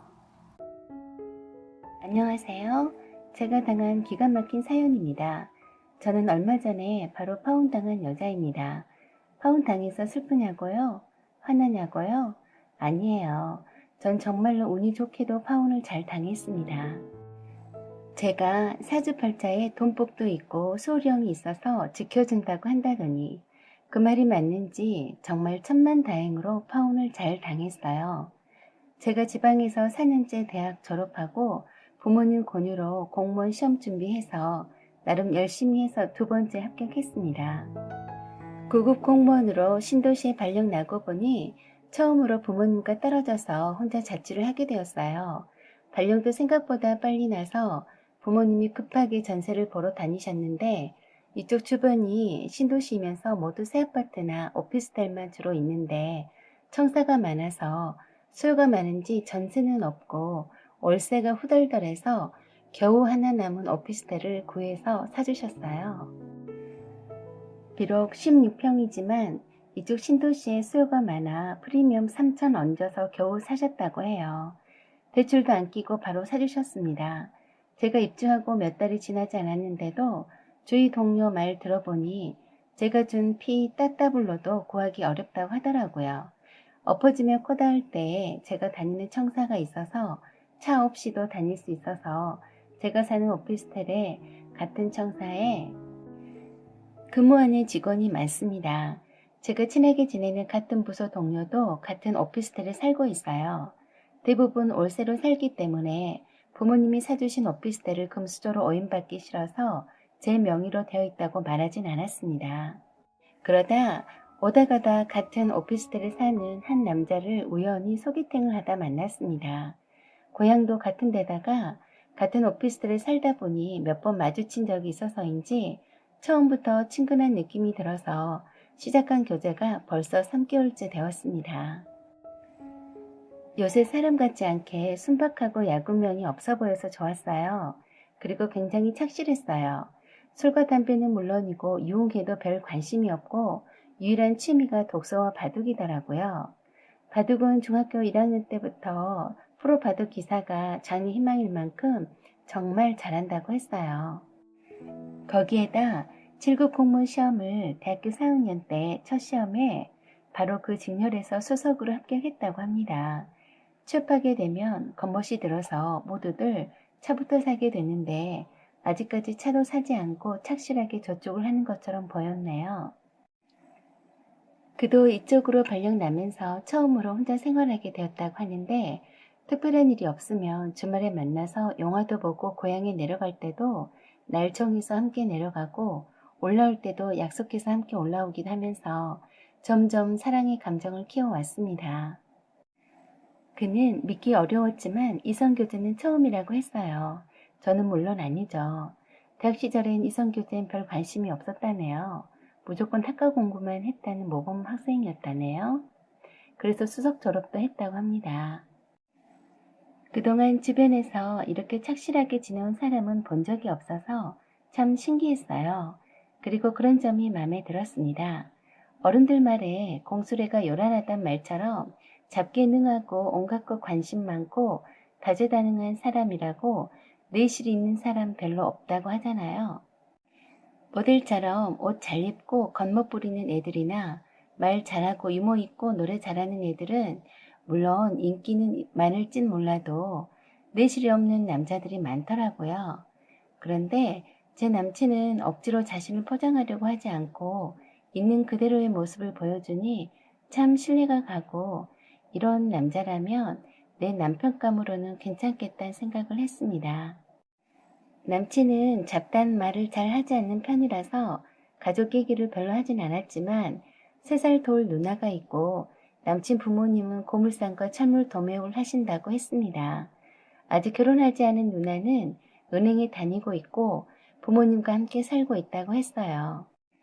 남친은 부모님에 관해서 특별히 애틋한 감정을 갖고 있다고 하네요. 어렵게 사셨던 부모님이 자수성가를 하셨다는데 매우 고생하시고 사셔서 이젠 사실만 하니 편하게 사셨으면 좋겠는데 아직도 너무 검소하고 소박하게 사신다고 안쓰럽다고 하더군요. 그러던 어느 날 남친이 저에게 프로포즈 했어요. 이벤트를 멋지게 해주지 못해서 미안하다며 장미꽃송이가 든 상자에 결혼해주라는 메시지가 담긴 엽서를 건네주더군요. 그리고 커플 금반지를 끼워줬습니다. 남친은 결혼을 빨리 해서 자식도 빨리 낳아서 이쁜 가정을 꾸미고 싶다고 했습니다. 저도 동의했고 저희 부모님이 절 보러 올라오셨을 때 남친을 인사시켰습니다. 저희 부모님도 마음에 들어 하셨어요. 하지만 남친에게 서둘러 결혼하는 건 반대하신다고 말씀하셨어요. 1년 이상 교제해보고 난 후에 해도 늦지 않다고 하셨죠. 평소 때도 결혼 늦게 보내고 싶다고 하셨거든요. 그런데 남친이 결혼하고픈 여자친구가 있다는 것을 남친 부모님께 말씀드린 모양이었어요. 고급 공무원이고 2살 아래이면서 부모님은 장사하신다고 말씀드렸나 보더라고요. 사실 저희 부모님은 의류 공장까지 운영하면서 인터넷 쇼핑몰을 크게 운영하고 계시는데 그냥 뭉뚱그려서 옷 장사한다고 했더니 그냥 장사한다고 말씀드렸나 보더라고요. 어느 날 주말에 남친이 예비 시부모님이 여자친구가 궁금하다고 집으로 데리고 오라고 하셨다고 했어요. 그래서 홍삼 세트 준비해서 함께 내려갔습니다. 그런데 따로 살림집인 아파트가 있다는데 굳이 운영하시는 고물상으로 오라고 했다네요. 한적한 곳에 예비 시부모님이 운영하시는 고물상이 있더군요. 잡다한 고물들이 늘어져 있고 정리 안 된 집기들이 여기저기 정신사납게 흩어져 있어서 좀 당황스러웠네요. 처음 인사드리는 자리인데 왜 굳이 아파트 놔두고 이쪽으로 오라고 하셨는지 의아했습니다. 딱 봐도 다 쓰러져가는 오래된 건물이 사무실로 사용하는 듯 사람들이 몇 명 있는데 그쪽으로 데리고 가더군요. 가던 길은 비포장인 곳도 있어서 구두 신고 갔는데 땅이 질퍽거려서 걷기도 힘들었는데 예비 시부모로 보이는 2분이 멀찌감치해서 저를 유심히 쳐다보고 계셨습니다. 저는 걷기 힘들어서 남친 손을 꼭 잡고 걸어왔었는데 예비 시부모님이 계속 보고 계셨으면서 남친에게만 어서 오라고 하고 저를 한번 흘낏 쳐다보더니 인사를 해도 받아주지 않고 쏙 안으로 들어가 버리셨어요. 순간 남친이 황당해하면서 내 눈치를 살피더라고요. 예비 시부모님 2분 다 그러시니까 제가 멈들 바를 모르겠더라고요. 예비 시모가 굉장히 못마땅한 얼굴로 저를 아래 위로 천천히 훑으시는데 기절 촉풍한 줄 알았습니다. 그리고 말씀도 없이 남친에게만 배고프지 않냐고 하면서 삼겹살 구워 먹자고 하시는 거예요. 남친이 홍삼 세트를 아영이가 선물로 준비했다고 말씀드렸는데도 시큰둥해하는 표정이었어요. 전 정말 매우 당황했죠. 예비 시부모님 인사드리러 간다고 해서 나름 신경 써서 예쁘게 차려입고 왔는데 거지꼴 같은 너저분한 고물더미 옆에 다 쓰러져가는 허름한 건물 속에서 삼겹살을 구워 먹자고 하시네요. 예비 시아버지께서 먼저 말씀을 꺼내셨어요. 저희 부모님이 무슨 장사하냐고 하시는데 옷 장사하신다고 말씀드렸더니 단번에 직업이 상업이시네 하는 겁니다. 뭐 틀린 말은 아니라서 그렇다라고 말씀드렸더니 예비 시어머니가 약간 비웃듯이 웃으시더라고요. 정말 불쾌했습니다. 그리고는 들고 온 핸드백은 얼마짜리냐고 다짜고짜 물으셨어요. 그래서 선물 받은 거라서 잘 모른다고 둘러댔습니다. 영 못마땅한 표정이어서 내가 여기 못 올 곳을 왔다는 느낌이 바로 들었네요. 순간 이럴 거면서 여기에 왜 오라고 한 거지? 하면서도 어쩌나 보자 하고 아무 말 없이 얌전히 앉아 있었네요. 아들의 결혼할 여자친구를 초대해 놓고선 음식 준비도 해놓지 않고서 저희가 도착하자마자 삼겹살 구워 먹자고 그때서야 앉을 때도 변변찮은 굴속 같은 곳에서 주섬주섬 삼겹살 구울 준비를 하는데 참 기가 막히더라고요. 남친은 엄청 창피했는지 밖에 나가서 먹자고 아님 배달시켜 먹자고 하는데 대번에 예비 시모가 퉁명스럽게 너는 돈이 하늘에서 막 떨어지냐?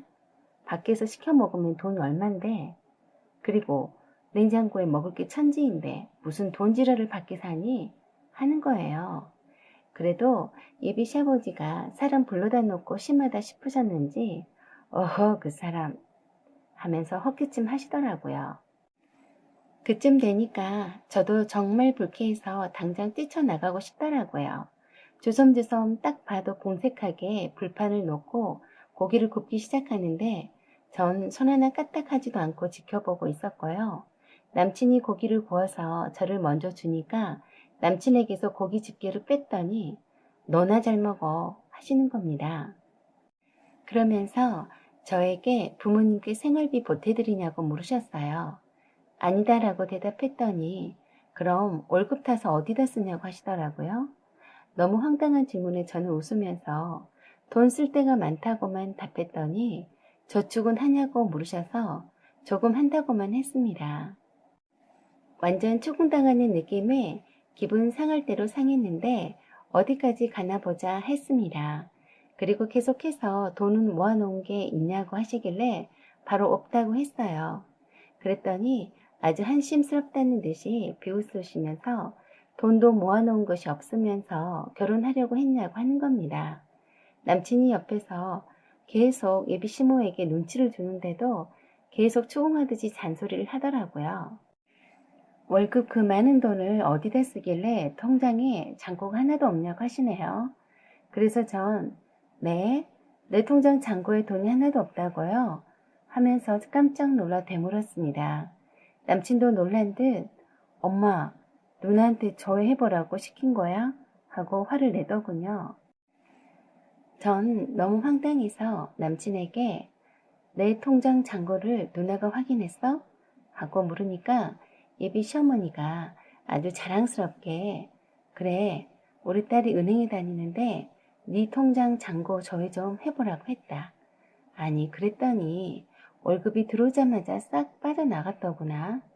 어디다 돈을 그렇게 많이 쓰던지. 니네 집이 어려워서 생활비 보태준 것 아님 어디다 그렇게 돈을 써대니? 하는 겁니다. 예비 시모는 잘난 딸이 은행원이라서 은행권에 특권이나 되는 것 마냥 까짓거 남의 통장 줘야 하는 게 어때서 그러냐는 표정입니다. 참 어이가 없었네요. 그래서 제가 본인의 동의를 받지 않고 어떻게 남의 통장 잔액 조회를 하느냐고 하면서 내 주민번호를 어떻게 아셨냐고 하니까 남친 누나가 물어봤더니 쉽게 가르쳐 주던데 뭘 그러냐고 예비 시모가 그러네요. 그러면서 우리 집안은 10원짜리 하나 더 목숨 걸어가면서 소중히 여긴 탓에 이만큼 하고 산다시며 구급 공무원 주제에 쥐뿔도 없이 사는 주제에 돈 알기는 우습게 하니까 통장에 잔고도 없이 사는 거라고 하면서 울 아들 7급이고 울 딸도 은행원인데 집안도 격이 맞아야 연을 맺을 수 있는 거라며 올 아들과 결혼 약속은 없었던 일로 하자고 하셨어요. 그러자 옆에서 남친이 무슨 말 하냐며 입이 시무르게 대들더라고요. 그래서 제가 남친에게 그랬네요. 오라, 네가 내 주민번호 몰래 캐서 네 누나한테 내 통장 잔고 조회해보라 했다 이거구나. 그 부모의 그 아들과 딸이었네요. 허참 기가 찹니다.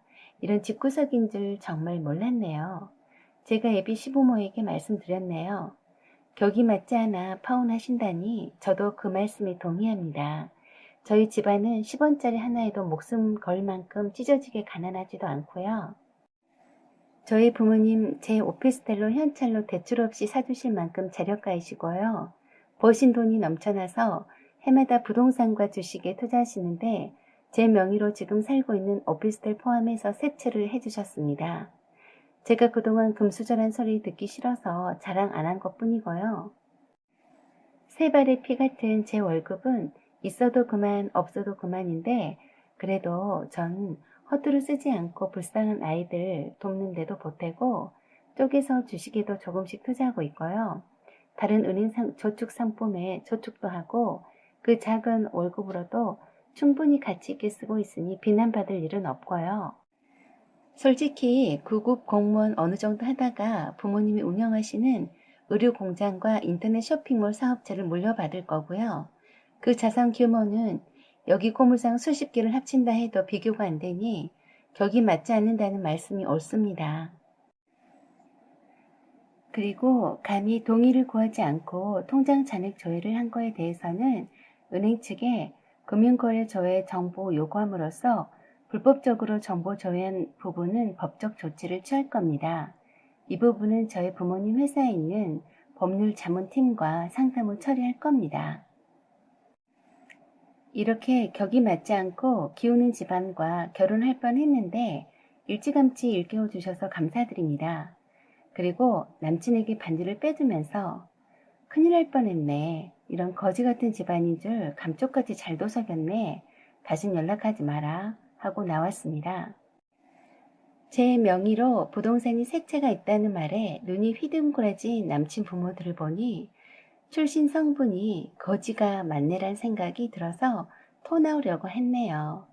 암튼 그런 집구석인 줄 빨리 알게 해준 남친 부모들 덕분에 파혼당해서 정말 다행이네요.